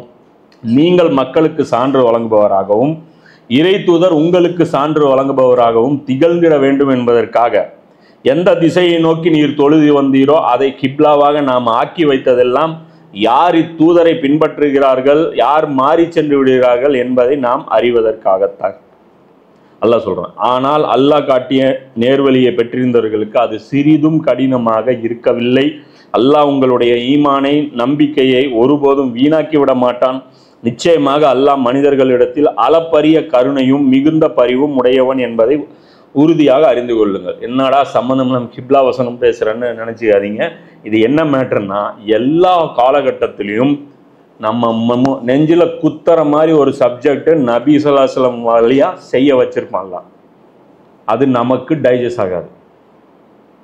ஒவ்வொரு காலகட்டத்திலையும் அந்த செயல், அந்த காலத்துல வாழ்றவனுக்கு ரசூலுல்லாஹ்வுடைய ஒரு செயல் பிடிக்காம இருக்கும். எப்படி இதை நான் வக்காலத்து வாங்குவேன்? இத்தனை நாள் கிப்லா இதுதான். இந்த இப்போ கிப்லா இந்த பக்கம், இப்போ இன்னைக்கு வந்து பைத்துல் முகத்தஸை நோக்கினா நம்முடைய தொழுகை கூடுமா?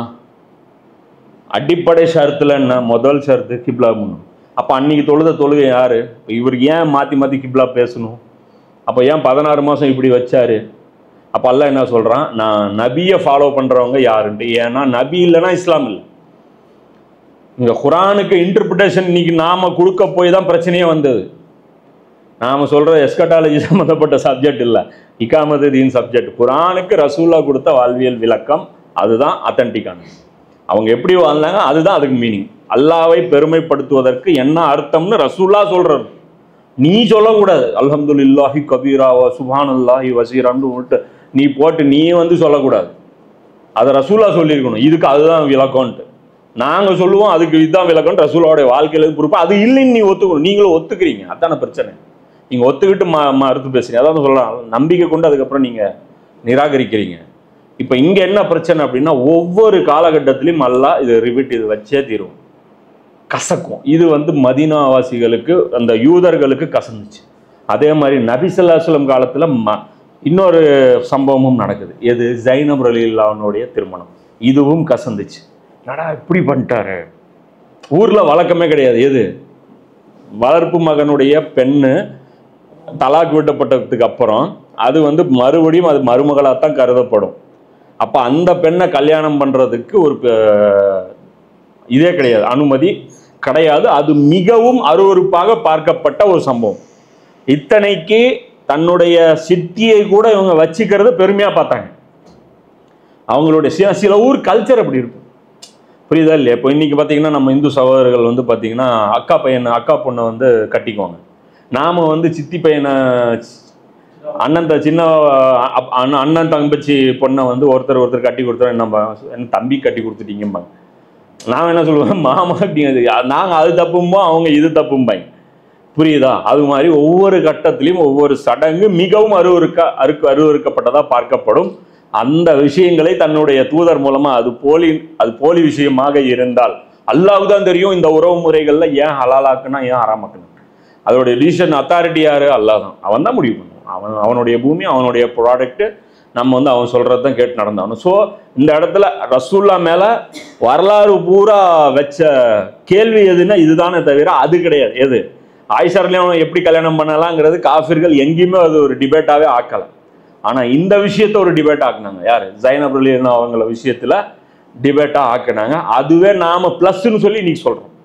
ஏன்னா இது பாருங்க, நபி தன் விருப்பத்தின்படி தன்னுடைய மதிப்பை உயர்த்தி கொள்வதற்கு இஸ்லாத்தை வந்து கொண்டு வந்திருந்தா, அந்த அரபுகள் மிகவும் வெறுத்த ஒரு செயலை செஞ்சு இது இருப்பாங்களா? ஆல்ரெடி இங்க கெட்ட பேர் போயிட்டு இருக்கு, சொந்த லாபத்துக்காக இவர் சண்டையை மூட்டி விடுறாரு, இவருக்கு பதவி ஆசை வந்து போச்சு, போற வியாபார கூட்டத்தெல்லாம் டிஸ்டர்ப் பண்ணிட்டு இருக்கு. இதெல்லாம் மதியம் நடக்குது. ஏற்கனவே அவங்க போட்டு கொடுத்துட்டு இருக்கிறாங்க. முனாஃபிகள் வந்து டெய்லி அன்சாரிகள்கிட்ட யாரை கூட்டிகிட்டு வந்து உட்கார வச்சுருக்கீங்க, பெரிய இம்சையாக இருக்குது இவங்களோட, என்ன ஏதோ வந்தால் ஓரஞ்சாரமாக உட்காந்து ஒரு பள்ளிவாசல் கட்டிட்டு உட்காரதை விட்டு போட்டு இங்கே வந்துட்டு போயிட்டு உரண்டை இழுத்துட்டு வராங்க. அங்கே போயிட்டு நக்லாவில் போய் பார்த்தா மக்காவுக்கு ஹரமுகள்லாம் உள்ளே போய் என்ன ஹரம் புனித மாதத்தில் அடிச்சு விட்டு வராங்க. இப்போ பார்த்தா அவங்க காலங்காலமாக வியாபாரம் செஞ்சுட்டு இருக்கிற குறைசிகளை பிடிச்சி டிஸ்டர்ப் பண்ணிட்டு இருக்கிறாங்க. இங்கே என்ன நடக்குது? நாங்கள் அமைதியை விரும்புகிறோம், நீங்கள் என்னத்தை விரும்புகிறீங்க? என்ன இவர் அல்லாஹ்வுடைய ரசூலுங்கிறீங்க? ஒரே பஞ்சாயத்தில் இழுத்து விட்டுட்டு இருக்கிறாரு. கேட்டால் பாரசீகம் கிஸ்ரா வரும்னு பார்த்தா 4 நாள் அடி வாங்கிட்டு வந்திருக்காங்க, 70 பேர் செத்து இருக்காங்க. இவருக்கே வாய் மேலே ஒரு குத்து விழுந்துருக்குது. கேட்டா மலக்குமார்கள் 3000 பேர் வந்தாங்கன்னாங்க. மலக்க எங்கேங்க நாங்கள் பார்த்தோம், ஒன்றுத்தையுமே காணுமே. அல்லாஹ்வும் அல்லாஹ்வுடைய ரசூலும் ஏமாற்றக்கூடிய வாக்குறுதிகள் எல்லாம் சொல்லியிருக்கிறாங்க. இது என்ன நடக்குது அப்படின்னாங்க. அப்போ இந்த டெஸ்ட் எல்லாம் எல்லா காலத்துலையுமே வச்சிருப்போம். அதுக்கப்புறம் பார்த்தா இது நடக்குது. அப்போ டவுட் நாங்கள் சொன்னோம்ல, பின்னாடி என்ன இது ஏதோ ஒரு நோக்கத்துடன் சொல்லப்படும் செய்தின்னு குரானை பற்றி பேசுதா? குரான்லேயே இருக்கா? அப்போ என்ன நினைக்காங்க, இவர் தனக்கு பிடிச்சதெல்லாம் அல்லா பேரில் இட்டு கட்டிகிட்டே போகிறாருங்க. இவருக்கு ஒரு கண்ணு இவங்க மேலே, யார் ஜைனப் ரலியல்லாஹு மேலே. அதனால் என்ன பண்ணாங்க, எப்படி டேக்கா வந்து ஹிஜ்ரத் போலாவான்னு கூட்டிகிட்டு வந்து என்னென்னமோ அடிச்சு விட்டானுங்க. அது ஒரு பக்கம், ஆயிஷா ரலியல்லாஹு மேலே அவதூறு ஒரு பக்கம், எத்தனை தாக்குதல் நடந்தது. அதெல்லாம் ரசூலா எப்படி ஃபேஸ் பண்ணாங்க. முதல்ல நமக்கும் ரசூலாவுக்கு பெரிய கேப்பு. அதனால ரசூலா வாழ்க்கையில் என்ன நடந்துச்சுன்னே நமக்கு தெரியாது. நமக்கு பிரச்சனை என்ன, குர்பானி கூட்டு குர்பானி கொடுக்கலாமா கூடாதா, தோல் யாருக்கு கொடுக்கணும், எங்களுக்கு பிரச்சனை, நகம் வெட்டலாமா கூடாதா, முடி இப்படி போயிருச்சே என்ன, ஐயோ நான் சொரியும் போது 4 கீழே விழுந்துருச்சே, இது என்ன பிரச்சனை, 10 நாள் முடி வெட்டக்கூடாது, இதுதான் நம்ம தீன், இவ்வளோதான் நம்ம தீன். இதெல்லாம் நம்ம பார்க்கறதே இல்லை. அதுதான், அதனால தான் நம்ம முதல்ல புரிஞ்சுக்கணும். ஒரு விஷயம் முதல்ல புரிஞ்சுக்கணும், ரசூலுல்லாஹ்விலிருந்து எந்த செயலும் தவறாக வராது. அல்லாஹ்வுடைய ப்ரொடெக்ஷன் ரசூலுல்லாஹ் மேலே இருக்கு. அது எல்லாமே குர்ஆன்ல அல்லாஹ் வந்துட்டு கிளியர் பண்ணிட்டான். அப்போ அதனால அல்லாஹ்வுக்கு தீன் கற்றுக் கொடுக்குற அந்த வேலையை நாம பண்ணக்கூடாது. இன்னைக்கு நாம அதுதான் பண்ண போறோம். அதுல தோல்வி அடைஞ்சிருக்கும், அட்டர் ஃபிளாப். நீங்க சொல்ற எந்த விளக்கம் அவங்க ஏத்துக்கிறது இல்லை, அது வேற பக்கம். நீங்க எவ்வளோ கன்வின்ஸ் பண்றீங்க, ஆனா அவங்களாம் கன்வின்ஸ் ஆகிறது இல்லை. உங்களுக்கு திட்டிட்டு தான் இருக்காரு. ரசூலுல்லாஹ் ஏன் கல்யாணம் பண்ணாங்கன்னு சொல்லுங்க பாருங்க, கன்வின்ஸ் ஆகும். ஒருத்தர் கமெண்ட் போட்டிருந்தாரு, நல்லா இருந்துச்சு, எனக்கு ரொம்ப மனசுக்கு வந்து பட்டுச்சு. ஒரு முஸ்லீம் அல்லாத ஒருத்தர் போட்டிருந்தார், கர்பலா தொடர அவர் பார்த்துருக்கிறார். அவர் சொல்றாரு, நபி ஸல்லல்லாஹு அலைஹி வஸல்லம் ஏன் ரசூலுல்லாஹ் வந்து சண்டை போட்டது குறித்து நான் தப்பா நினைச்சிட்டு இருந்தேன். அவர் மேல ஒரு அதிருப்தி எனக்கு இருந்துட்டு இருந்துச்சு. அவர் நடத்தினதெல்லாம் தற்காப்புக்கான போர்கள்னு சொல்லிட்டு நிறைய அறிஞர்கள் உங்க ஆளுங்க விளக்கம் கொடுத்துட்டு இருந்தது நான் பார்த்தேன். அது பார்த்தும் அவர் வந்து முட்டு கொடுக்குறாங்கன்னு எனக்கு நல்லா தெரிஞ்சது. ஆனா ரசூலா போர் செய்யத்தான் வந்தாங்க, இதுக்காகத்தான் போர் செஞ்சாங்கன்னு நீங்க பேசுறீங்க. அதுக்கப்புறம் தான் ரசூலா மேல எனக்கு மரியாதை வந்துச்சு. அவர் எதுக்கு போர் செஞ்சவாருன்னு எனக்கு தெரிஞ்சதுக்கு அப்புறம் தான் அவர் மேல எனக்கு மரியாதையே வந்துச்சு அப்படின்னு. நீங்க ரசூலா போய் நீங்க காப்பாத்துற அளவுக்கு ரசூலா வீக்கான பர்சனாலிட்டி கிடையாது. ஏதோ கழுத நீங்க தான் வந்து குர்ஆனையும் ஹதீஸையும் வந்து உங்க விளக்கங்கள் தான் தூக்கி பிடிச்சிட்டு இருக்குன்னு நினைச்சிட்டு இருக்கீங்க பாருங்க. அதுதான் இல்லை, அந்த இன்ஜினியர் முகமது அலி மிர்சார்கள் அவரை சொல்லுவார், ஒவ்வொரு காலகட்டத்திலையும் முஸ்லீம்களை இஸ்லாம் தான் காப்பாத்திட்டு இருக்க தவிர இஸ்லாத்தை முஸ்லீம்கள் காப்பாத்தினதே கிடையாது. என்ன நாம உள்டா நினைச்சிட்டு இருக்கோம், ஏதோ நாங்கெல்லாம் வந்து கொஞ்சம் பேலன்ஸ் பண்ணி, கொஞ்சம் ஒரு கையில காங்கிரஸ் கையில பிஜேபி வச்சு அப்படியே நாங்க பேலன்ஸ் பண்ணி அப்படியே நடந்துட்டு இருக்கோம். நேக்கா கொஞ்சம் செக்குலரிசமு கொஞ்சம் கம்யூனிசமு அப்படியே நாங்க பேலன்ஸ் பண்ணி நாங்கள் அப்படியே ஒரு லெவல் நடுநிலை மார்க்கம் இல்லையா. அப்போ ரசூலா முதல்ல காப்பாற்ற முயற்சி பண்ணாதீங்க, தயவு செஞ்சு அவரை விட்டுருங்க, அவர் போக்கலையே, சரியா? நீங்கள் டிஃபெண்ட் பண்ண இறங்காதீங்க, முதல்ல படிச்சுக்கிட்டு அதுக்கப்புறம் இறங்குங்க. அப்போ இங்கே என்ன விஷயம் அப்படின்னா, அல்லாஹ் வந்து சொல்கிறான் 49 அத்தியாயத்தில் 16 வசனம், உங்கள் மார்க்கத்தை அல்லாஹ்வுக்கு கற்றுக் கொடுக்க போகிறீர்களா? வானங்களிலும் பூமியிலும் உள்ளதை அல்லாஹ் அறிவான், அல்லாஹ் ஒவ்வொரு பொருளையும் நன்கு அறிந்தவன் என்று கூறுவீராக. இங்கே தீன் வந்து நான் முடிவு பண்ணும் பால்ய விவாகம் சரியா தப்பான்ட்டு. முஸ்லீம்கள்ட்ட இன்னைக்கு கேளுங்க, தமிழ் பேசுகிற முஸ்லீம்கள்ட்ட ஒருமித்த கருத்தில் சொல்லுவாங்க பால்ய விவாகம் தவறு. இஸ்லாம்லாம் அன்றைக்கே ஒழிச்சிருச்சு, நாங்களாம் அந்த காலத்திலே ஒழிச்சிட்டோம் அப்படிம்பாங்க. இது முதல் விஷயம். நபி ஸல்லல்லாஹு அலைஹி வஸல்லம் திருமணங்களை பற்றி நாம் தெரிஞ்சுக்க வேண்டியது. நபி ஸல்லல்லாஹு அலைஹி வஸல்லம் அவர்கள் 50 வயசு வரைக்கும் ஒரே ஒரு கல்யாணம் தான் பண்ணாங்க. அதுக்கப்புறம் கூட 2வது கல்யாணம் யாரை பண்ணாங்க? அன்னை சௌதா ரலியல்லாஹு அன்ஹா அவங்கள தான் கல்யாணம் பண்ணாங்க. அதுவும் குழந்தைகளை வளர்ப்பதற்காக. அந்த ஒரு திருமணத்தை தான் 3 வருஷம் வச்சிருந்தேன். அதுக்கப்புறம் அல்லாஹ் ஆயிஷா ரலியல்லாஹு அன்ஹா அவங்கள கல்யாணம் பண்ண சொல்கிறான். எப்போ கல்யாணம் பண்ண சொல்கிறான்? 6 வயசுல தான் கல்யாணம் பண்ண சொல்கிறான். இப்போ அந்த சம்பந்தமாக பார்த்தீங்கன்னா ஹதீஸ் வந்து புகாரியில் முஸ்லீமில் ஏகப்பட்ட ஹதீஸ்கள். இது வந்து பார்த்தீங்கன்னா இதை முத்தவாத்தியர் லெவலில் வரும், இதை மறுக்கவே முடியாது. ஆயிஷா ரலியல்லாஹு அன்ஹா அவர்கள் அறிவித்தார்கள், நான் 6 வயதுடையவளாக இருந்தபோது நபி ஸல்லல்லாஹு அலைஹி வஸல்லம் அவர்கள் என்னை மணந்து கொண்டார்கள். பிறகு நாங்கள் மதீனா வந்து ஹாரிஸ் இப்னு கஜ்ரஜ் கண்டுவிடவே என் முடிகள் உதிர்ந்து விழுந்தன. பிறகு என் முடி வளர்ந்து அதிகமாகிவிட்டது. இந்த மாதிரி விஷயம்லாம் சொல்லிட்டு கடைசியாக 9 வயசு இருக்கும்போது, நான் அன்று 9 வயதுடையவளாக இருந்தேன், என் தாயார் என்னை அழைத்தார்கள். கையை பிடிச்சி என்னை வந்து முகத்தெல்லாம் கழுவி என்னை சுத்தப்படுத்தி நபி ஸல்லல்லாஹு அலைஹி வஸல்லம் வீட்டுக்கு வந்து என்னை அனுப்பி வச்சாங்க. அப்போ அன்சாரி பெண்கள் வந்து நன்மையுடனும் அருள் வளத்துடனும் வருக, அல்லாவின் நற்பேறு உண்டாகட்டும், என் தாய் என்னை பெண்களிடம் ஒப்படைத்தார்கள் அப்படின்னு சொன்னாங்க. அந்த நேரத்தில் தான் நான் ரசூலுல்லாவுடைய வீட்டில் போய் வாழ்க்கையை தொடங்கினேன்னு அன்னையே சொல்லிட்டாங்க. Matter over. 6 வயசுல தான் கல்யாணம் நடந்துச்சு. இப்போ இந்த கல்யாணத்துக்கு என்ன ரீசன் அப்படிங்கிறத பார்ப்போம். இப்போ இந்த இடத்துல நபி ஸல்லல்லாஹு அலைஹி வஸல்லம் அவர்கள் எதற்காக இவ்வளோ திருமணம் செஞ்சாங்க அப்படின்னா, முதல் விஷயம் நம்ம தனியாக ஒரு வீடியோவே போட்டிருப்போம். நபி ஸல்லல்லாஹு அலைஹி வஸல்லம் அவர்களுடைய திருமணம் ஏன் 11 திருமணங்கள் ஏன் செஞ்சாங்க அப்படின்ட்டு. அப்போ அதுக்கு பின்னாடி இருந்த ஹிக்மத் என்ன? பல விஷயங்கள். ஒன்று, இவங்களுடைய மிஷனுக்கு தோதாக ஒத்துழைப்பு எல்லா குலங்களும் கொடுக்கணும் சரிசமமாங்கிறதுக்காக எல்லா குலங்களிலிருந்தும் ஒரு பெண்ணை திருமணம் செஞ்சாங்க. இது ஒரு முக்கியமான இன்ஃபர்மேஷன். எது ஒரே குலத்தை சேர்ந்த 2 பெண்களை நபி ஸல்லல்லாஹு அலைஹி வஸல்லம் அவர்கள் திருமணம் செய்யலை. அப்போ எல்லா குலத்துடனும் என்னவா இருந்துச்சு? ஒரு உறவு முறை. நபி ஸல்லல்லாஹு அலைஹி வஸல்லம் எல்லா வீட்டு மருமகனும் ரசூல்லா, அப்போ குறைஷிகளுடைய. அப்போ அந்த அடிப்படையில் நபி ஸல்லல்லாஹு அலைஹி வஸல்லம் அவர்களுக்கு ஒரு மிகப்பெரிய இது இருந்து, அதனால தான் அந்த மரியம் இப்து அந்த யூதர்கள்ட்ட போய் இந்த கைபரில் போய் ஒரு கல்யாணம் பண்ணிட்டு வராங்களே, அவங்க கூட பார்த்தீங்கன்னா அந்த இதோடைய நம்ம சஃபியா ரலியல்லாஹு அவங்க பார்த்தீங்கன்னா தலைவி தான். அவங்களும் அந்த யூதர்களுடைய தலைவி தான் அவங்க. அப்போ எதற்காக அப்படின்னா, இந்த வெறுப்பை டைல்யூட் பண்ணுறதுக்காக நபி ஸல்லல்லாஹு அலைஹி வஸல்லம் அவங்க செஞ்சாங்க. அதே மாதிரி இன்னொரு விஷயம் என்ன அப்படின்னா, நபி ஸல்லல்லாஹு அலைஹி வஸல்லம் அவர்களுடைய வீட்டில் அன்றாடம் மார்க்கம் கற்றுக் கொடுக்கப்படுது. அப்போ அந்த விஷயமும் பெண்கள் வழியாக அது அறிவிக்கப்படணும். இல்லைன்னா ஒரு ஆணை ரசூலா நியமிக்கணும். ஒரு ஆணை அசிஸ்டண்ட்டாக போட்டு 24 மணி நேரம் ஒரு ஆண்னால் இருக்க முடியுமா? வஹி எழுதுகிற எழுத்தாளர்கள் ஒரு 10 பேரை உட்கார வச்சுட்டு ரசூலா தூங்க முடியுமா? மண்டை காஞ்சிடும். அப்போ பெண்ணு அசிஸ்டண்ட் போட்டால் என்ன பண்ணுவீங்க? பெண்ணு அசிஸ்டண்ட் வச்சா நீங்கள் என்ன கதி ஆகுது? நீங்கள் பெண் அசிஸ்டண்ட் 24 மணி நேரம் கூட இருந்தால் என்ன நடக்கும்? நீங்கள் உங்கள் நவீன உலகத்தில் சொல்கிறேன், புரியுதுங்களா? அந்த கருப்புக்கு கேரண்டி யாருமே தர முடியாது, புரியுதா? இப்போ என்ன ஆயிடுச்சு அப்படின்னா, நபி ஸல்லல்லாஹு அலைஹி வஸல்லம் மேலே ஒரு ப்ரெஷர். மதீனாவுக்கு வந்ததுக்கு அப்புறம் தான். ஏன் மக்கால கல்யாணம் பண்ணல? ஏன்னா மதீனால தான் தீன் கற்றுக் கொடுப்பது ஸ்டார்ட் ஆகுது, ரசூலுல்லாவுடைய பொறுப்புகள் அதிகமாகுது. அப்போ இப்போ தீன் கற்றுக் கொடுக்கணும். அப்போ பெண்கள் சார்ந்த விஷயங்கள் நபி ஸல்லல்லாஹு அலைஹி வஸல்லம் அவர்கள் பெண்களுக்கான வழிகாட்டுதலும் சொல்லணுமா இல்லையா? அது தங்களுடைய மனைவிமார்களிடம் ரெஸ்ட் நேரத்தில், விரும்பின நேரத்தில், சாப்பிடும்போது, நடக்கும்போது, பேசும்போது, பிரயாணத்தின் போது ஷேர் பண்ணுவாங்க. அப்போ அதை அவங்க ரெக்கார்டு பண்ணி வச்சுக்குவாங்க. அப்போ இது எதுக்கு 11 பேர் அப்படின்னா, இப்போ ஒரு பனு உமையா குலத்தை சார்ந்த ஒரு உயர்ந்த குலத்து பெண் இருக்காங்க. இப்போ இவங்களுக்கு மார்க்க விஷயத்தில் ஒரு சந்தேகம். இவங்க போய் பனு ஹாஷிமுடைய ஒரு குலத்தை சேர்ந்த ஒரு பெண்கிட்ட கேட்பதை இழிவாக நினைப்பாங்க. என்ன நினைப்பாங்க? நான் போய் இவங்ககிட்ட கேட்குறதா? அது ஒரு தயக்கம் இருக்கும். சரி, அவ்வளோ பெரிய விஷயம் இல்லை, என்னைக்காவது ரசூலாவை பார்த்தோம்னா கேட்டுக்கலாம் அப்படின்னு ஒரு பேரியர் இருக்கும்.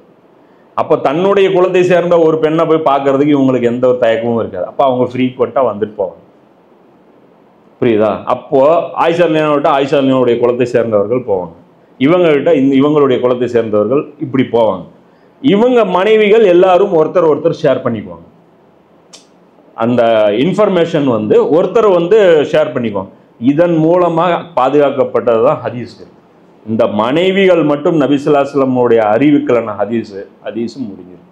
அது இல்லாமல் குர்ஆனுடைய நிறைய விளக்கங்கள், குர்ஆனுடைய வசனங்கள், எந்த வசனம் எப்போ இறக்கப்பட்டுச்சு, அதுவும் இல்லாமல் மனைவிமார்களுடைய வீடுகள் எல்லாமே மஸ்ஜித் நபவி சுற்றி. ரசூல் ஆயிஷாவுடைய வீடு எங்கே இருக்கும்? பள்ளிவாசலுக்குள்ளேயே இருக்கும். பள்ளிவாசல்லேருந்து பள்ளிவாசலில் பேசுகிற ஒவ்வொரு வார்த்தையும் ஆயிஷாவுடைய காதில் விழும். அப்போ 6 வயசில் அவங்களுக்கு இருந்த அந்த ஷார்ப்னஸ், அதற்காக நபி ஸல்லல்லாஹு அலைஹி வஸல்லம் அவர்கள் அல்லாஹ் அவங்க கல்யாணம் பண்ண வச்சான். ஆயிஷா அவன் ஏன் சின்ன வயதில் தேர்ந்தெடுத்தான் அப்படின்னா, அந்த நேரத்தில் அந்த பூமியிலே இருந்தவங்களே அவங்க சிறந்தவங்க, அந்த அறிவில் அவங்க சிறந்தவங்க. அதனால் முழுமையான வளர்ப்பே நபி ஸல்லல்லாஹு அலைஹி வஸல்லம் வீட்டில் தான் நடந்தது. 9 வயசுக்கு அப்புறம் தான் அவங்களுக்கு முழு ட்ரைனிங் அவங்களுக்கு கொடுக்கப்படுது. நற்பண்புகள் எல்லாமே அவங்க பண்ண போகிறாங்க. இதில் நபிமார்களுடைய மனைவிகள் விஷயத்தில் மிகவும் இருக்கக்கூடிய ஒரு காம்ப்ளிகேட்டடான இன்னொரு விஷயம் என்ன அப்படின்னா, இவங்க வாழ்வையே அர்ப்பணிக்கணும். ஏன்னா ரசூலாவை கல்யாணம் பண்ணிவிட்டு அதுக்கப்புறம் வேறு யாரையுமே கல்யாணம் பண்ண முடியாது. நீங்கள் இதுக்கு முன்னாடி எத்தனை கல்யாணம் வேணால் பண்ணியிருக்கலாம், ரசூல்லா தான் உங்களுக்கு லாஸ்ட்டு கணவர். அதுக்கப்புறம் நீங்கள் யாரையும் கல்யாணம் பண்ணக்கூடாது. ஏன்? இது வஹியை பாதுகாப்பதற்காக அல்லாஹ் வச்ச ஒரு ஏற்பாடு. அதுதான் அல்லாஹ் 33ஆம் அத்தியாயத்தில் 6ஆம் வசனத்தில் சொல்கிறான், நபி ஸல்லல்லாஹு அலைஹி வஸல்லம் நிச்சயமாக நம்பிக்கையாளர்களுக்கு அவர்களின் உயிர்களை விட நபிதான் முன்னுரிமை பெற்றவர், மேலும் நபியின் மனைவியர் அவர்களுக்கு அன்னையர் ஆவார். எல்லாரும் அம்மா, முடிஞ்சு போச்சு. எந்த முன்னாள் கணவருக்கும் இவர் இப்போ யாரு? தாய். அப்போ ரசூல்லாவுடைய வாழ்க்கை எல்லாருமே தியாகிகள் தான் இங்க. அதுக்கப்புறம் ஆயிஷா ரலியல்லாஹு வாழ்ந்த வாழ்க்கையை பாருங்க. ரசூல்லா மௌத்தாகும் போது கிட்டத்தட்ட இவங்களுக்கு 19 வயசு. அதுக்கப்புறம் 47 வருஷம் உயிரோட வாழ்றாங்க, சிங்கிளா வாழ்றாங்க. இது எவ்வளவு பெரிய தியாகம் இது, புரியுதா இல்லையா? ஒரு வாதத்துக்கு என்ன, ஒரு வாதத்துக்கு இவங்க என்ன சொல்லுவாங்க, எல்லாம் விரும்பி கல்யாணம் பண்ணல, நிர்பந்த அடிப்படையில் ஆயிஷா கல்யாணம் பண்ணி கொடுத்துட்டாங்க, அந்த அந்த எல்லாம் ஃபோர்ஸ் பண்ணி கல்யாணம் பண்ணி வச்சுட்டாங்க. குர்ஆன்ல அல்லாஹ் சொல்கிறான், மேலும் இறை தூதருக்கு எதிராக நீங்கள் அணி சேர்ப்பீர்களானார். மனைவிகளை பார்த்து சொல்கிறான், எல்லாம் கேங் சேர்த்தி ரசூல்லா நீங்கள் டார்ச்சர் பண்ணுறீங்க, அறிந்து கொள்ளுங்கள், நிச்சயமாக அல்லாஹ் அவருடைய பாதுகாவலனாக இருக்கிறான்.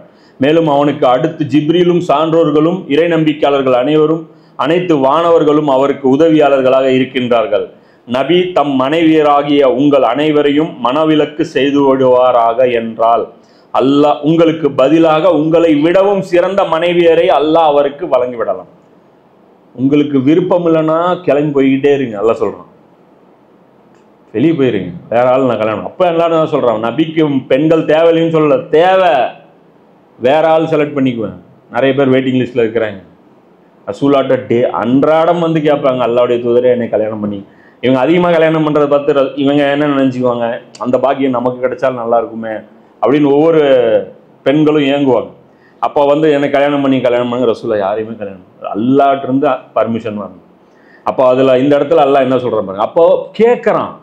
ரெண்டாவது ஒரு அல்லாஹ் யார்? முஃப்தி இங்கே உட்காந்துட்டு இருக்கான், என்னம்மா பிடிச்சிருக்கா இல்லையா கேட்குறான். இப்போ உலகத்துக்கே சான்று, விருப்பத்தின் அடிப்படையில் அவங்க வாழ்ந்துருக்காங்க. நல்லா புரியுதா? இங்கே யாரும் நிர்பந்தத்தின் அடிப்படையில் கிடையாது. 66வது அத்தியாயம் எப்போ இறங்குச்சு அப்படிங்கிறத எல்லாரும் பாருங்க. இது 66ல் 4வது 5வது வசனத்தில் இது பார்த்துக்கணும். இது எதுக்கு அப்படிங்கிறதும் குர்ஆன்லேயே அல்லாஹ் கிளியர் பண்ணுறான். 5வது அத்தியாயத்தில் 28வது வசனத்திலிருந்து 36வது வசனம் வரைக்கும் இதில் கவனமாக பாருங்கள். இதில் ஃபுல்லாக அல்லாஹ் நபிமார்களுடைய மனைவிக்கு, ரசூலுல்லாவுடைய மனைவிக்கு என்ன ரோல் அப்படிங்கிற சொல்லுங்கள். நபியே நீர் உம்முடைய மனைவிமார்களிடம் கூறிடும். இதுவும் ஒரு பஞ்சாயத்து. நீங்கள் உலக வாழ்வையும் அதன் அழகையும் விரும்புகிறீர்கள் என்றால் வாருங்கள், நான் ஏதேனும் சிலவற்றை கொடுத்து அழகிய முறையில் உங்களை அனுப்பிவிடுகிறேன். ரசூல்லா தலாக் கொடுக்கறதா கூப்பிட்றாங்க. இது என்ன? பின்னாடி நான் மரணிச்சதுக்கு அப்புறமும் உங்களுக்கு உலகத்தை அனுபவிக்க முடியாது. உங்களுக்கு வேணும்னா இப்பவே நான் இருக்கும்போது ரிலீஸ் பண்ணி விடுறேன், கிளம்பி போய்கிட்டே இருங்க, நடை கட்டுங்க. அதுக்கப்புறம் நபி அப்புறம் 10 வருஷம் கழிச்சு நீங்க ஃபீல் பண்ணி, ஆஹா நம்ம ரசூலுல்லாஹ் வாக்கப்பட்டதுனால தான் நம்ம வேற ஒரு கல்யாணம் பண்ண முடியாம போச்சு. நினைச்சு பாருங்க, அது 40 வருஷம் 50 வருஷம்லாம் கல்யாணத்துக்கு அப்புறம் இருந்த ஒரு பெண் தனிமையில வாழ்றதுங்கிறது எவ்வளவு சவாலானது. உயிரோடு இருக்கும்போதே பழியை தூக்கி போட்டாங்க. அவ்வளோ ஒன்றும் நல்லவங்களாம் கிடையாது ஊர்வாசிங்க. உயிரோடு இருக்கும்போதே பழியை தூக்கி போட்டாங்க, முஸ்லீம்கள் உட்பட. அப்போ செத்ததுக்கு அப்புறம் எவ்வளோ பழியை தூக்கி போடுவாங்க. நபி ஸல்லல்லாஹு அலைஹி வஸல்லம் இல்லைன்னா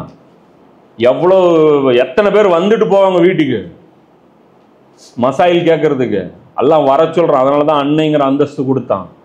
வேணும்னா கிளம்பி போய்கிட்டாரு, எல்லாம் செட்டில்மெண்ட் பண்றான். அல்லாஹ் நீ பஞ்சாயத்துல அல்லாஹ் பேசுறான். குர்ஆன்ல இறக்கிட்ட, அப்ப நீங்க என்ன பதில் சொல்லுவீங்க? ஹதீஸ் கிடையாது. அதனால ரசூலுல்லாவுடைய கேரக்டர் காப்பாத்துறதுக்கு இங்க அல்லாஹ் இறங்குறான். அதுக்கு ரீசனும் சொல்றான். ஆனால் நீங்கள் அல்லாஹ்வையும் அவனுடைய தூதரையும் மறு உலகையும் நாடுகிறீர்கள் என்றால் அறிந்து கொள்ளுங்கள், உங்களில் நற்செயல் புரிவர்களுக்கு அல்லாஹ் மகத்தான கூலியை தயார் செய்து வைத்துள்ளான். அப்போ உங்களுக்கு சொர்க்கம் வேணும்னா நீங்க செலக்ட் பண்ணிக்கங்க. நபியின் மனைவியரே, உங்களில் எவரேனும் வெளிப்படையான மானக்கேடான செயலை செய்தால், கல்யாணத்துக்கு ரசூலுல்லாஹ் மௌத்தானதுக்கு அப்புறம் இந்த வசனம் இறக்க முடியாது, இப்போதான் இறக்கணும். பின்னாடிக்கு நீங்க இந்த தொடர்புன்னு வச்சு எல்லாம் சொல்றான், அவருக்கு 2 மடங்கு வேதனை அளிக்கப்படும். டபுள் நரகம் யாருக்குமே அல்லாஹ் கொடுக்கறது இல்லை, 2 மடங்கு வேதனை. இது அல்லாஹ்வுக்கு மிக எளிதான காரியமாகும். நபி போயிட்டாரு, அவங்கள கவனிக்கிறதுக்கு ஆள் இல்லை அப்படின்லாம் நினைச்சிடாதீங்க. பின்னி எடுத்துருவேன் அல்லாஹ்ங்கிறான். நபியின் மனைவியரே, மேலும் உங்களில் எவரேனும் அல்லாஹ்வுக்கும் அவனுடைய தூதருக்கும் கீழ்ப்படிந்து வாழ்ந்தால் மேலும் நற்செயல் புரிந்தால் அவர்களுக்கு நாம் 2 மடங்கு கூலி வழங்குவோம். கூலியும் உங்களுக்கு டபுள் மடங்கு நான் தரேன். ஏன்னா மிகப்பெரிய தியாகம். சாகர வரைக்கும் இன்னொரு கல்யாணம் பண்ணக்கூடாது. நற்செயல் புரிந்தால் மேலும் நாம் அவர்களுக்காக கண்ணியமான நற்பாக்கியங்களை ஏற்பாடு செய்து வைத்துள்ளோம். நபியின் மனைவியரே, நீங்கள் ஏனைய சாதாரண பெண்களை போன்றவர்கள் அல்ல. உங்க ரோல் சாதாரண ரோல் கிடையாது. நீங்கள் அல்லாஹ்வுக்கு அஞ்சக்கூடியவர்களாக இருந்தால் மென்மையாக பேசாதீர்கள். உங்களை மசாயில் கேட்டு ஒருத்தன் வருவான், உங்கள்கிட்ட சந்தேகம் கேட்டு ஒருத்தன் வருவான், திரை கப்பால நிற்பான். உங்களுக்கு என்ன வயசுன்னு அவனுக்கு தெரியும். அம்மானு சொன்னாலும் அம்மா மாதிரி பார்க்க மாட்டான். ஆனால் நீங்கள் ரஃப்பாக தான் ஹேண்டில் பண்ணணும். ஏனெனில் உள்ளத்தில் கெட்ட எண்ணத்தை கொண்டிருக்கும் யாரேனும் ஒருவன் சபலம் கொள்ளக்கூடும். ஆகவே தெளிவாய் நேர்த்தியாய் பேசுங்கள். கேட்ட கேள்விக்கு மட்டும் பதில் போட்டு கிளம்பி போயிட்டேறான்ற. திரைக்கு வெளியில் நின்றுட்டு என்ன நபி ஸல்லல்லாஹு அலைஹி வஸல்லம் எப்படி குளிச்சாங்க, எப்படி எவ்வளோ சங்கடமான வேலை நினச்சி பாருங்க.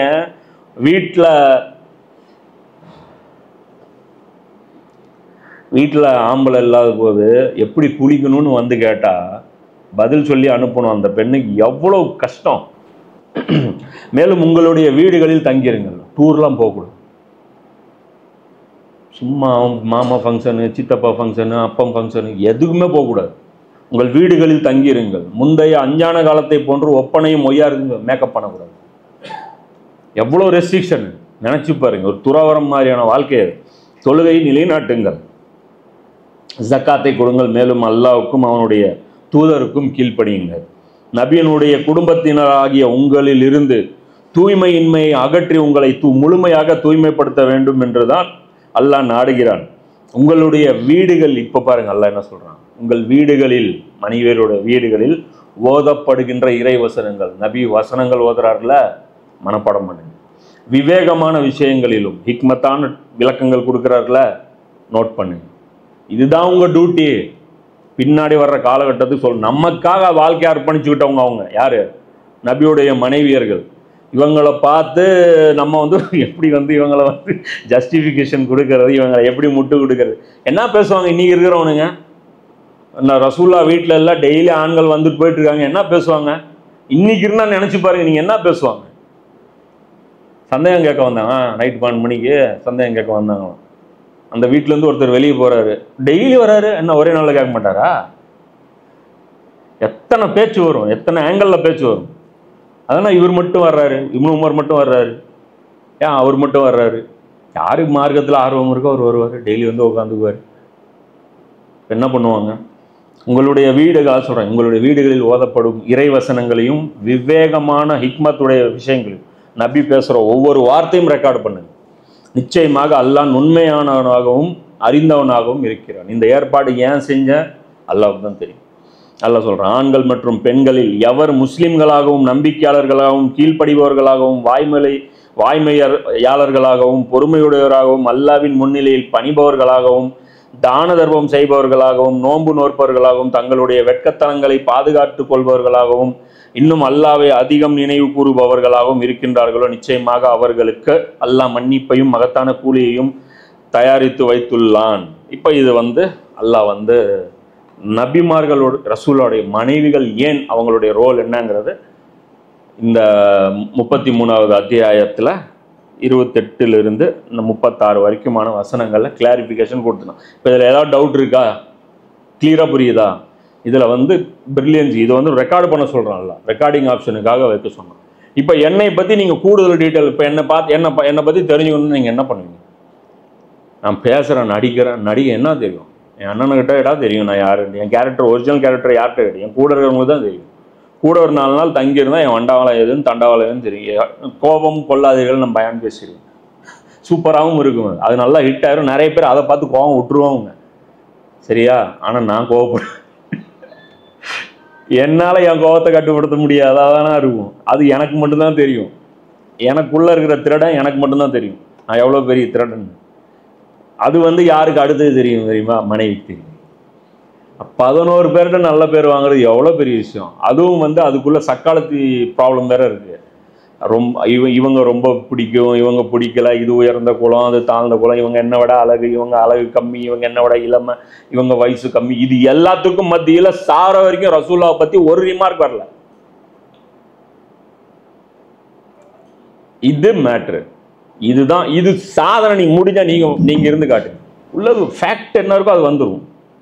புரியுதா? அதுதான் ஃபேக்ட் வந்துடும். அதனாலதான் அல்லாஹ் எல்லா ஆங்கிள் இருந்தும் நபியை தூய்மைப்படுத்துறான். நீங்க எந்த கல்யாணத்தை மைனஸ்ன்னு சொல்றீங்களோ அதுதான் பிளஸ். நீங்க எதெல்லாம் மைனஸ்ன்னு சொல்றீங்களோ அதெல்லாம் பிளஸ். இங்க நீங்க பார்க்க போனா அதெல்லாம் பிளஸ். நமக்கு தெரியல ரசூலுல்லாஹ் நாமளே அண்டர் எஸ்டிமேட் பண்றோம். அப்புறம் என்ன? அதனால முட்டு கொடுக்குறோம். இது இல்லை, அது இல்லை, அது அப்படி இல்லை, இப்படி இல்லைங்கிறோம். ரசூலுல்லாஹ் ஆயிஷாவுடைய ஒரு எக்ஸாம்பிள் சொல்றேன். இதை பத்தி ஆயிரக்கணக்கான ஹதீஸ் பேச முடியும். ஆயிஷாவுடைய எக்ஸாம்பிள் மட்டும் ஒரு கிட்டத்தட்ட 2000 ஹதீஸ்க்கு மேல அறிவிக்கிறாங்கன்னு நினைக்கிறேன். யாரு? ஆயிஷா ரலியல்லாஹு அன்ஹா. இன்னொரு மெயின் மேட்ரு, ஆயிஷா ரலியல்லாஹு அன்ஹா எழுத படிக்க தெரியாது. ஆயிஷா ரலியல்லாஹு அன்ஹா எழுத படிக்க தெரியாது. இவங்களும் எழுத படிக்க தெரியாது. பின்னாடி ஒருத்தர் அவர் குரான் வச்சுட்டு இன்னொரு ஆள் வெரிஃபை பண்ணுவாங்க. இவங்களுக்கும் அந்த அளவுக்கு எழுத தெரியாது. படிக்க தெரியும்னு கேள்விப்பட்டிருக்கேன். ஆனால் எழுத தெரியாது. படிக்கிறது வேற, எழுதுற வேற. கிராமர் மிஸ்டேக் இல்லாமல் எழுதணும். இப்போ இந்த இடத்துல ஆயிஷா ரலியல்லாஹு அன்ஹா அவங்களுடைய அந்த ஒரு முக்கியத்துவம் எந்த அளவுக்கு மார்க்கத்துடைய நமக்கு எவ்வளோ பெரிய பெனிஃபிட்ஸ் அவங்க கொடுத்தாங்கங்கிறதுக்கு ஒரு சான்று. வீட்டில் சண்டை, நபி ஸல்லல்லாஹு அலைஹி வஸல்லம் அவங்களுடைய வீட்டில் சண்டை. எல்லா மனைவிகள்ட்டையும் கோச்சிக்கிட்டு ரசூலுல்லாஹ் என்ன பண்ணுறாங்க? 1 மாதம் உங்கள்கிட்ட பேச மாட்டேன், வீட்டுக்கு யார் வீட்டுக்கு நான் வரமாட்டேன்னு ரசூலுல்லாஹ் போய் மேலே ஒரு பரன் மேலே உட்காந்துட்டேன். 1 மாதம் கோச்சிக்கிட்டு வரமாட்டேன், 1 மாதம் நான் வரமாட்டேன்னு சொல்லிட்டு நபி ஸல்லல்லாஹு அலைஹி வஸல்லம் போயிட்டாங்க. போயிட்டு திரும்பி வர்றாங்க 29வது நாள். எல்லா மனைவிகளும் கலக்கத்தில் இருக்காங்க. ஐயோ நம்மளால் ரசூலுல்லாஹ் கோச்சிட்டு போயிட்டாங்க. அவங்க இத்தனைக்கு அடி, அது ஏகப்பட்ட பிரச்சனை நடக்குது. அதில் அவங்களுடைய அப்பாலாம் மனைவிமார்களை அடி லெஃப்ட் ரைட்டு வாங்குறாங்க. எல்லாருமே ஏற்கனவே கெட்ட பேர். எப்படா ரசூலுல்லாஹ் வெளியே வருவாங்க, இது பிரச்சனை இதோட சால்வ் ஆகுங்கிற அந்த ஒரு இதில் அவங்க இருக்கிறாங்க. இப்போ அந்த நேரத்தில் நபி ஸல்லல்லாஹு அலைஹி வஸல்லம் இறங்கி வந்தாங்க. வந்தவுடனே ஆயிஷா ரலியல்லாஹு அன்ஹா கேட்குறாங்க, அல்லாஹ்வின் தூதரே, எங்களிடம் 1 மாத காலத்திற்கு வரப்போவதில்லை என்று நீங்கள் சத்தியம் செய்திருந்தீர்கள். நீங்கள் 29வது நாளே வந்துவிட்டீர்கள். நாட்களை நான் எண்ணி கணக்கிட்டு வருகின்றேன் என்று கூறினேன். என்ன 29 நாள்லேயே வந்துட்டீங்க, 30 நாள் வந்துருந்தாங்க. அப்போ நாம என்ன பண்ணுவோம்? கோபம் முடிஞ்சு மனுஷன் வீட்டுக்கு வந்தா இப்பயாவது வந்தீங்களேன்னு பேசுறத விட்டுட்டு ஒரு நாள் இன்னும் குறையுதுன்னு சொன்னேன், மறுபடியும் போய் உட்காந்து 1 வருஷத்துக்கு வரமாட்டேன்னு போயிடுவோம். ஆனால் ரசூலுல்லாஹ் அவங்களுடைய ரியாலிட்டி என்னன்னு புரியும். இப்போ மார்க்கத்தில் எவ்வளோ ஃபோக்கஸ் இருந்துங்க. ரசூலுல்லாஹ் வந்தது உங்களுக்கு சந்தோஷம், அதை விட எது இம்பார்ட்டன்ட்டு? மசாயில் இது எவ்வளோ, இது 1 மாதம் 29 ஆச்சா, எப்படி நீங்கள் வந்தீங்க? அந்த கேள்வி வருதுன்னா அப்போ இவங்க எதுக்கு இம்பார்ட்டன்ஸ் கொடுத்துருப்பாங்க? நபி ஸல்லல்லாஹு அலைஹி வஸல்லம் கல்வி கற்றுக்கிறதுக்கு இவங்க எவ்வளோ இம்பார்ட்டன்ஸ் கொடுத்துருப்பாங்க. நம்ம நினச்சி பாருங்க, சண்டை முடியும் போது எப்போவுமே கணவன் மனைவி மத்தியில் என்ன இருக்கும்? இந்த ஒரு ஈகோ கிளாஷ் இருக்கும்போது அதை விட்டுட்டு வரும்போது காம்ப்ரமைஸ் பண்ணலாம், கோபத்தை தணிக்கலாங்கிறது தான் இருக்கும். இந்த கேள்வி கேட்டால் கோபம் எக்ஸ்ட்ரா வருமா வராது? என்ன வந்துட்டீங்க, வரமாட்டேன், நீங்கள் சாப்பிட மாட்டேன், இப்போ என்ன சாப்பாடு கேட்குறீங்க, அடுத்து தட்டு பறக்கும். அப்படியே சாப்பாடு மறுபடியும் சாப்பிடுவோமா, உனக்கெல்லாம் 1 மாதம் இருந்து கூட உனக்கு புத்தி வரல அப்படின்ட்டு வருவேன். சரியா? அப்போ இதுக்கப்புறம் ரசூலுல்லாஹ் வந்துட்டு கேட்குறாங்க, ஆயிஷாவே, உன்னிடம் நான் ஒரு விஷயத்தை சொல்கிறேன், அதை பற்றி நீ உன் பெற்றோரிடம் ஆலோசனை கேட்காத வரை அவசரப்பட்டு முடிவுக்கு வந்து விடாது அப்படின்னு சொல்லிட்டு, நபியே உங்கள் துணைவரிடம் கூறுங்கள், வாழ்க்கை வசதிகள் வேணும்னா கூடுங்கன்னு சொல்லிட்டு அந்த ஆயத்துக்கள் இறங்கியிருக்கு அப்படின்னு சொல்லிட்டு 33 அத்தியாயத்தில் அந்த 28வது வசனத்திலிருந்து அது ஓதி காட்டுறாங்க. அப்போ சொல்றாங்க, அல்லாஹ்வின் மீது ஆணையாக என் பெற்றோர் நிச்சயமாக நபி ஸல்லல்லாஹு அலைஹி வஸல்லம் அவர்களிடம் இருந்து பிரிந்து விடுமாறு எனக்கு ஆலோசனை கூற மாட்டார்கள்.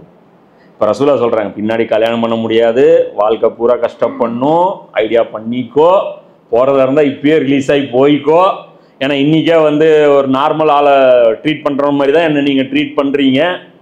அதனால தானே கோச்சிட்டு போயிருக்கிறாங்க. என்னதான் உங்களுக்கு பெண்கள் இயல்பு, நீங்க பெரிய அர்ப்பணிப்புன்னு வந்துட்டா கூட உங்களால் அது முடிய மாட்டேங்குது. நீங்க எவ்வளவோ போராடுறீங்க, பார்த்தா அந்த கெப்பாசிட்டி இல்லை. எல்லாம் வேற ஆல்டர்னேட் பெண்கள் வச்சிருக்கான், அவங்கள அனுப்பி டேலி பண்ணிடுவான்.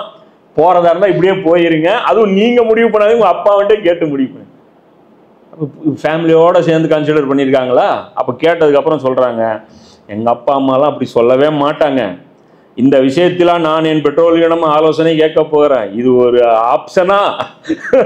இது போய் நான் போய் கன்சல்ட் வேற பண்ணிட்டு வர சொல்றீங்களா அப்படிங்கிறாங்க. நான் அல்லாஹ்வையும் அவனுடைய தூதரையும் மறு உலகத்தையும் விரும்புகிறேன். எனக்கு நீங்க தான் வேணும், மறுமை தான் வேணும் அப்படின்னு சொல்லிட்டு, நான் இப்படி செலக்ட் பண்ணது மற்றவங்ககிட்ட சொல்லாதீங்க அப்படிங்கிறாங்க. ஏன்னா அவங்க என்ன ஆப்ஷன் எடுக்கிறாங்கன்ட்டு அவங்க சாய்ஸ்ல விட்டுருங்க. அப்போ மற்ற மனைவிகள்ட்டையும் இப்படி கேட்டிருப்பாங்க ரசூல்லா. அப்போ எல்லா மனைவிகளும் மனமும் வந்து தான் சொல்லியிருக்காங்க. அப்போ என்ன உங்க உங்க உங்க உங்க ஐடியாலஜி என்னது? உங்க ரசூல்லாவுடைய பழி போடுறீங்களா? எங்கத்து கொண்டு போய் உங்க அறிவை கொண்டு போய் குப்பையில வைக்கிறது? கேட்டிருக்காங்களா? தெளிவா சொல்லிட்டாங்களா வேணான்ட்டு?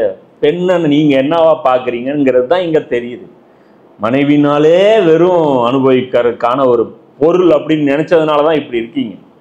அது உங்க கேடுகட்ட புத்தி, இந்த மேற்கத்திய உலகத்துடைய கேடுகட்ட புத்தி எங்களுடைய தூதருடைய உன்னதமான நோக்கத்தை வந்து நீங்க வந்து குலைச்சி வந்து அதை வந்து சீர்திருத்தம் இது பண்ணி போடுறீங்க. புரியுதா? இப்போ இந்த இடத்துல இன்னொரு முக்கியமான விஷயம் நம்ம பேசணும். இப்போ பால்ய விவாகத்துக்கு வருவோம்.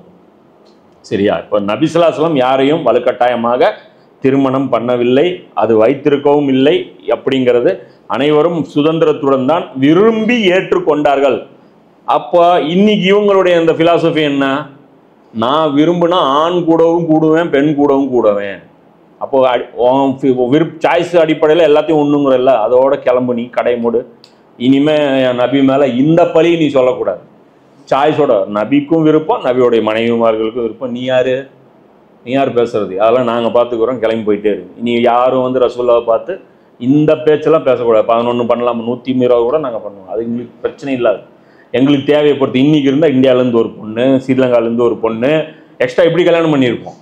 இன்னும் தமிழ்லேருந்து ஒரு பொண்ணு, மலையாளத்துலேருந்து ஒரு பொண்ணு, கன்னடத்துலேருந்து ஒரு பொண்ணு, சைனாலேருந்து ஒரு பொண்ணு, ரஷ்யாலேருந்து ஒரு பொண்ணு நாங்கள் கட்டி கொடுத்து நாங்கள் வச்சுருப்போம். எனக்கு ஒரு பொண்ணு இருந்தால் நான் அனுப்பி வச்சுருப்பேன்.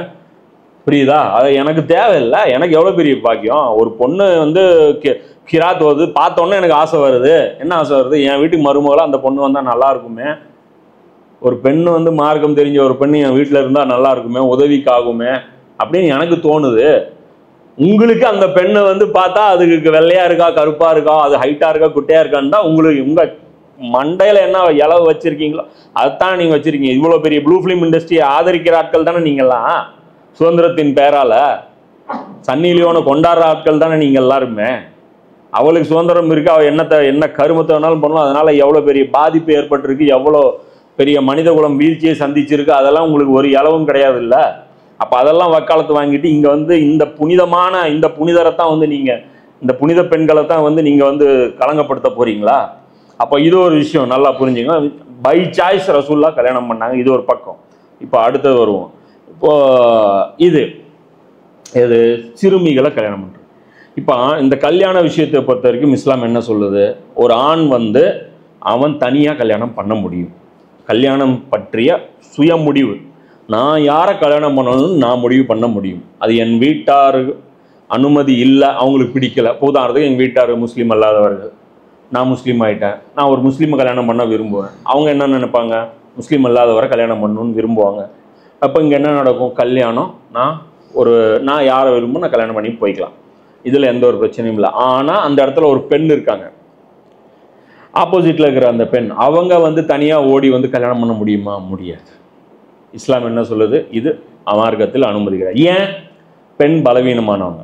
ஒரு பிரச்சனை நாளைக்கு ஃபேமிலிக்கு வந்தால் ஒரு ஆண்னால் தன்னை பாதுகாத்து கொள்ள முடியும், ஒரு பெண்ணால் பாதுகாக்க முடியும். பெரும்பாலும் ஆண்கள் தான் பெண்கள் அடிப்பாங்க. எங்கேயாவது ஒரு ஆண் வந்து என் பொண்டாட்டி என்ன அடிச்சுட்டான்னு போலீஸ் ஸ்டேஷனில் வந்து கம்ப்ளைண்ட் கொடுத்துருக்காங்க. குடும்ப நல வழக்குகள் ஒரு லிஸ்ட் எடுத்துப்பாரு.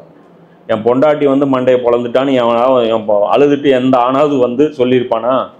அடிச்சிருந்தா அந்த பொண்டாட்டிக்கு கை இருக்காது, கன்னத்தில் அடிச்சிருந்தா ஒரு பிடிச்சி முறுக்கி விட்டு கை கட்டு போட்டு கூட்டு வருவான். சரியா? பாத்ரூமில் வலிக்கி விழுந்துட்டாங்கன்னு கூட்டு வருவான். இப்போ பாசிபிளே கிடையாது. அப்போ பெண்ணுக்கு ப்ரொடெக்ஷன் தேவை. அப்போ ப்ரொடெக்ஷனுங்கிறது இந்த ஃபேமிலி ஸ்ட்ரக்சருக்குள்ளே தான் கொண்டு வர முடியும். அப்போ பேக்கப்பில் ஒரு கேரண்டியர் இருக்கணும், ஒரு கஸ்டோடியன் வந்து பெண்ணுக்கு கம்பல்சரி இருக்கணும். அப்போ என்ன ஆச்சு? இப்போ பெண்ணும் அந்த ஆணை வந்து விரும்பணும், அந்த கஸ்டோடியனும் விரும்பணும். இது இன்னைக்கு உலகம் வந்து இல்லை தப்புனா சொல்லுது. இன்னைக்கு எல்லாரும் இப்போ இன்னைக்கு வந்து நாடக திருமணம் அது இதுன்னு சொல்லிட்டு டிபேட்டபிள் விஷயமா தானே போயிட்டு இருக்கு. இன்னைக்கு போய் பாருங்க, எவ்வளோ டேட்டா எடுத்து போடுறோம். போய் டைவர்ஸ்ல பாருங்க, எல்லாம் லவ் மேரேஜ் தான்.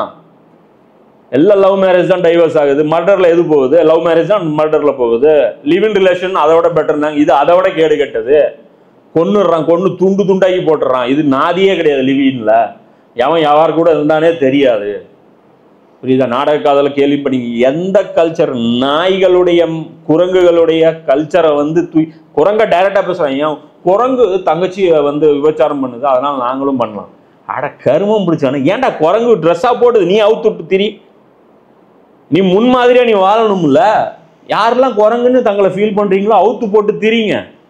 அப்போ வந்து ஊர்ல உங்களுக்கு எப்படி பார்ப்பாங்கன்னு தெரியும். ட்ரெஸ்ஸே உங்களுக்கு தப்புங்க. உங்களுக்கு ட்ரெஸ்ஸே தப்பு, ஏன் போடுறீங்க? போடாமல் நில்லுன்னு பாருங்க.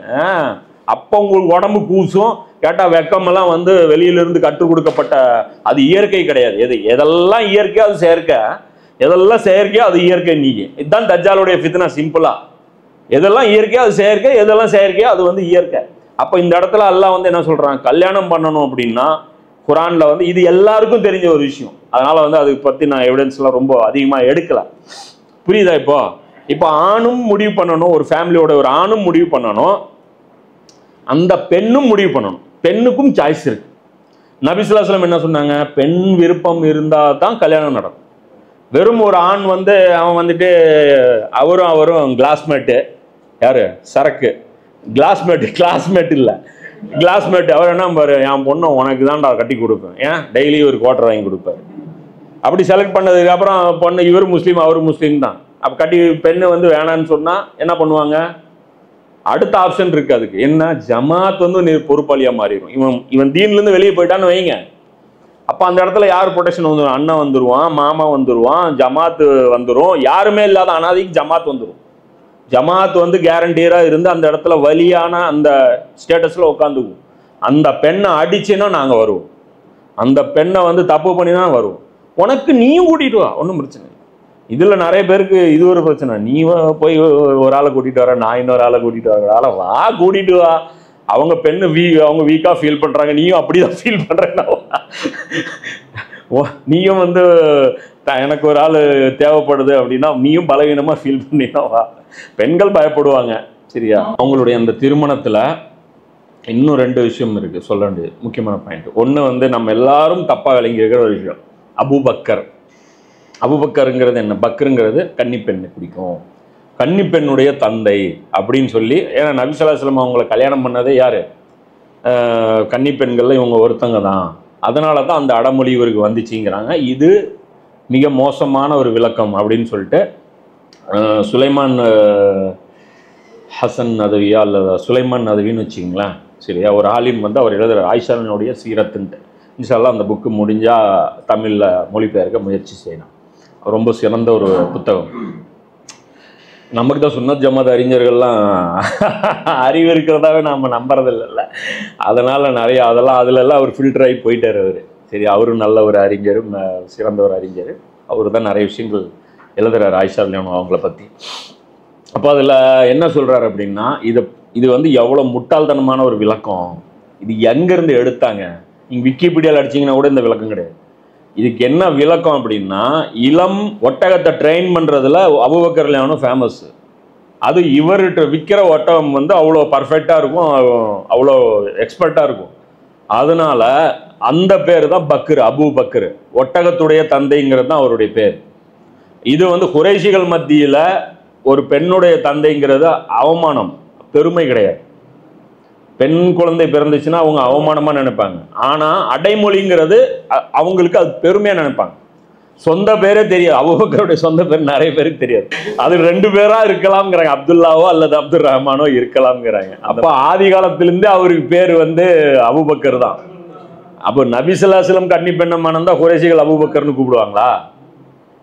அது வந்து டே 1லேருந்து அபூபக்கர்னு தானே கூப்பிட்றாங்க. உமர் சீரீஸில் பார்த்தீங்கன்னா தெரியும், டே 1லேருந்து அவங்கள அபூபக்கர்னு தான் கூப்பிட்றாங்க. அவர் ஒட்டக வியாபாரி. அவருடைய ஒட்டகங்கள் வந்து ரொம்ப வந்து ஃபேமஸ்ஸு. அதனால் அப்போ இதில் இன்னொரு குழப்பமும் வரும். மதீனாவில் வந்து கலீஃபா இருக்கும்போது அவர் போர்வை தானே விற்க போனார். இப்போ நீ ஒட்டக வியாபாரிங்கிறியேன்னு இதெல்லாம் கமெண்ட்ல வரும். அதுக்கு இப்பயே சொல்லிடுறேன், எப்பா மதுக்காலம் இருக்கும்போது ஒட்டகத்தை வித்துட்டு இருந்தாங்க, மதீனா போய் வேற பிசினஸ் பண்ணிட்டாங்க. தயவு செஞ்சு இது ஒரு கொஸ்டின் ஆகி மாற்றி மாற்றி குழப்பறான்னு நினைச்சிடாங்க. ஒரு ஆளுக்கு 2-3 பிஸ்னஸும் இருக்கும், சரியா? அப்போ இந்த இடத்துல அபூபக்கருங்கிற இந்த ஒரு தவறான பேரை வச்சு நம்ம என்ன சொல்கிறோம், கன்னி பெண்ணு அது இதுன்னு சொல்லி இது ஒரு அருவறுப்பான ஒரு சப்ஜெக்ட் தொடங்கி வச்சதே நம்ம ஆளுங்க தான். இது வந்து மீனிங்கே அது கிடையாதுன்னு சொல்லிட்டு நான் சொல்லலை, சல்மான் நதவி அவர் ஆலின்னு சொல்கிறார். ஏன்னா எனக்கு அரபியே தெரியாது இல்லை. நீங்கள் விக்கிபீடியாவில் போங்க, அதான் போட்டு வச்சுருக்கேன். விக்கிபீடியாவில் இங்கே வெள்ளைக்காரன் கரெக்டாக போட்டு வச்சுருக்கான். Abu Bakr camel, father of camel அப்படின்னு போட்டு வச்சுருக்கான். அவருக்கு அபு ஹுரைரா மாதிரி அவர் வந்து அபு பக்கர். அப்போ இந்த இடத்துல இது ஒரு விஷயம் நம்ம தெளிவுபடுத்த வேண்டிய விஷயம் அபூபக்கர் அடியாவை பற்றி. அப்போ பால்ய விவாகத்துக்கு வருவோம். இப்போ எப்போ கல்யாணம் பண்ணாலும் பெண் சுய விருப்பத்தில் கல்யாணம் பண்ண முடியாது இஸ்லாத்தின் அடிப்படையில். அப்போது இஸ்லாம் இன்னொரு ஆப்ஷனும் வைக்கிது பால்ய விவாகத்துக்கு. அது வந்து குரான்லேயே இருக்குது, அதனால நீங்கள் மறுக்கவே முடியாது, லாக் ஆகிட்டு. குரானில் அல்லாஹ் சொல்கிறான், நம்பிக்கை கொண்டவர்களே, இறை நம்பிக்கை கொண்ட பெண்களை நீங்கள் திருமணம் செய்த பின்னர், திருமணம் ஆயிடுச்சு, அவர்களை தொடுவதற்கு முன்பாக விவாகரத்து செய்து விட்டார். இது என்ன பீரியடு? அவனா காலையில் கல்யாணம் பண்ணி நைட்டுக்குள்ளே விவாகரத்து பண்ணுவானா? இந்த டைவர்ஸ் எந்த டைவர்ஸ் பேசுது? இது சிறுமியாக கல்யாணம் பண்ணியாச்சு, ஆனால் ஏஜ் அட்டன் பண்ணல பெண்ணு, அதனால் அப்படியே வச்சிருக்கிறீங்க. ஆனால் அந்த பெண்ணு வளர்ந்ததுக்கப்புறம் சொல்லுது மாட்டேங்குது. ஏன்னா கேரக்டர் அப்போ மாறி போச்சு பையனுது. நான் கல்யாணம் பண்ண மாட்டேங்குது, அப்போ வந்து விவாகரத்து செய்யுது. அல்லது நீங்கள் பிடிக்கலைங்கிறீங்க, அந்த பொண்ணுடைய கேரக்டர் மாறி போச்சு பெருசானதுக்கப்புறம், இன்னொரு பையனோட சுற்றுது ஏதோ ஒன்று. ஏன்னா அம்மா வீட்டில் தான் இருக்கும் அந்த குழந்தை. கல்யாணம் ஆயிரும், ஆனால் வீட்டில் குழந்தை அங்கேயே இருக்கும். அப்போ நான் சொல்கிறது சரியத்தை வந்து இது வந்து அந்த காலத்தில் நடந்த ஒரு விஷயத்த நான் சொல்கிறேன், குரானில் இருக்கிற ஒரு விஷயத்த சொல்கிறேன். நான் வந்து இன்னைக்கு யாரும் பண்ண சொல்லி நான் வந்து வற்புறுத்தலை, இது வந்து டிஸ்க்ளைமரு. அப்போ அங்கே அல்லாஹ் என்ன சொல்கிறான், தீண்டுவதற்கு முன்னாடி விவாகரத்து ஏற்பட்டால் நீங்கள் நிறைவேற்றுமாறு நீங்கள் கோரக்கூடிய வகையில் அவர் உங்களுக்காக அவர்கள் மீது இத்தா எதுவும் இல்லை. இவர்கள் மீது இத்தா கிடையாது, 0 இத்தா. டே 1லேருந்தே இவங்க வேற கல்யாணம் பண்ணிக்கலாம். இது அல்லாஹ் சொல்கிறான். அவர்களுக்கு கொஞ்சம் பொருட்களை கொடுத்து நல்ல முறையில் அவர்களை அனுப்பி வையுங்கள். அப்போ ஆயிஷா ரலியல்லாஹு அவங்களுக்கு வந்து நபி ஸல்லல்லாஹு அலைஹி வஸல்லம் அவர்கள் பெண் கேட்கும்போது ஆல்ரெடி அவங்களுக்கு இன்னொரு வீட்டில் பேசி வச்சிருந்தாங்க. புரியுதா? ஆல்ரெடி இன்னொரு வீட்டில் அவங்க பேசி வச்சிருந்தாங்க. அப்போ அங்கே போய் பர்மிஷன் கேட்டு தான் அபூபக்கர் ரலியல்லாஹு தராங்க. அப்போ ஏன் அபூபக்கர் ரலியல்லாஹு பெண்ணை வந்து நபி ஸல்லல்லாஹு அலைஹி வஸல்லம் அவங்க கல்யாணம் பண்ணாங்கன்னா, இவர் தன்னுடைய சகோதரராக ஆக்கப்பட்டவர். நான் கர்பலாவில் சொல்லியிருப்பேன், ஞாபகம் இருக்கா? மக்காவிலையும் சகோதரத்துவம் ஏற்படுத்தப்பட்டது, மதீனாவிலையும் ஏற்படுத்தப்பட்டது. ரசூல்லாவுடைய அன்னஃபீஸ் என்னது, அந்த தீன் முறையில் சகோதரர் யார்? அபூபக்கர் ரலியல்லாஹு. அப்போ அந்த அடிப்படையில் கல்யாணம் பெண்ணு கேட்டோன்னு அபூபக்கர் கேட்குறாங்க, சகோதரர் பெண்ணை கல்யாணம் பண்ணக்கூடாதுன்ட்டு. அப்போ அதையும் ஒழிச்சு கட்ட வேண்டிய தேவை இருந்தது. அதனால் அவங்களுடைய பெரிய மகள் இருக்கும்போது அவங்களுக்கு அந்த அளவுக்கு ஞானம் இல்லைங்கிறதுனால சின்ன மகளை அல்லாஹ் கட்டி கொடுக்குறாங்க. ஆல்ரெடி ஒரு பொண்ணு இருக்குது அபூபக்கருக்கு, பெரிய பொண்ணு இருக்குது, பெரிய பெண்ணு இருக்காங்க. அப்போ சின்ன பொண்ணு வளராத ஒரு பெண்ணை வந்து அல்லாஹ் கல்யாணம் பண்ணி தர சொல்கிறான். அப்போ இது ஒரு குற்றம் கிடையாது. நீங்கள் என்ன வேணாலும் சொல்லுங்கள், எங்களுக்கு ரசூல்லா செஞ்சது குற்றம் கிடையாது. அப்போ இதில் வந்து அல்லாஹ் சொல்கிறான், இந்த ஆயத்து மாற்றப்படவில்லை. குறிப்பு புரிஞ்சுக்கிறவங்க ஆயத்தை புரிஞ்சிங்க, அவ்வளோதான். இதுக்கு மேலே நான் விளக்கம் இந்த ஆயத்தில் சொல்ல முடியும். மேலும் மகரை நிர்ணயித்து விட்டு, இது வந்து 33:49, மேலும் மகரை நிர்ணயித்து விட்டு அவர்களை நீங்கள் தீண்டுவதற்கு முன்னர் தலாக் சொல்லிவிட்டால் நீங்கள் நிர்ணயித்த மகரில் பாதியை அவர்களுக்கு கொடுத்துட வேண்டும். இப்போ இந்த இடத்துல ஆண் தலாக் சொன்னால், எனக்கு பிடிக்கலன்னு சொன்னால் நீ பாதி மகர் கொடு அல்லாஹ் சொல்கிறான். ஆனால் அப்பெண்கள் மகரை வாங்காமல் விட்டு கொடுத்தாலே தவிர, அந்த பெண்கள் வேண்டாம்னு சொன்னான். ஏன்னா இப்போ இவன் சொல்கிறான், பார்க்குறான், அதை விட வேற ஒரு பொண்ணு மேலே அளவு காதல் வந்துருச்சு ஏதோ ஒன்று, அப்புறம் வேணாங்கிறான். கணவன் மனைவின்னு செட் பண்ணி வச்சிருக்கிறாங்க, ஆனால் இன்னும் அந்த இது நடக்கலை, வீட்டுக்கு அனுப்பி வைப்பதில் நடக்கலை, அதுக்குள்ளேயே வேணாங்கிறான். அதை விட எனக்கு பெட்டர் ஆப்ஷன் கிடைச்சிருச்சு அப்படிங்கிறான். அப்போ வந்து என்ன பண்ணணும், நீ பாதி மகர், நீ தானே வேணாங்கிற, பாதி மகர் கொடு. ஏன்னா இப்போ ஊருக்குள்ளே இந்த பொண்ணு இந்த ஆணுக்கு தான் அப்படின்னு சொல்லி ஒரு பேர் வந்திருக்குல்ல.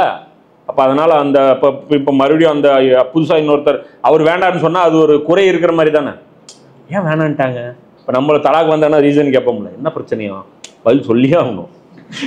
என்ன வேற எந்த பிரச்சனை இருந்தாலும் என்ன பிரச்சனையோ அப்படிம்பாங்க. அப்போ இன்னும் என்ஓசி வாங்கிட்டு வம்பாங்களா? அது மாதிரி இப்போ இந்த பெண்ணுக்கு என்ஓசி தேவைப்படும், அதுக்காக வந்து எக்ஸ்ட்ரா பணம் எஃபர்ட் தேவைப்படும்ல. அதனால் நீ தானே வேணான்னா நீ சொல், பாதித்த மாறு கூட. மேலும் நீங்கள் கணவர்கள் விட்டு கொடுப்பதுதான் இறையச்சத்திற்கு மிக இணக்கமானதாகும்.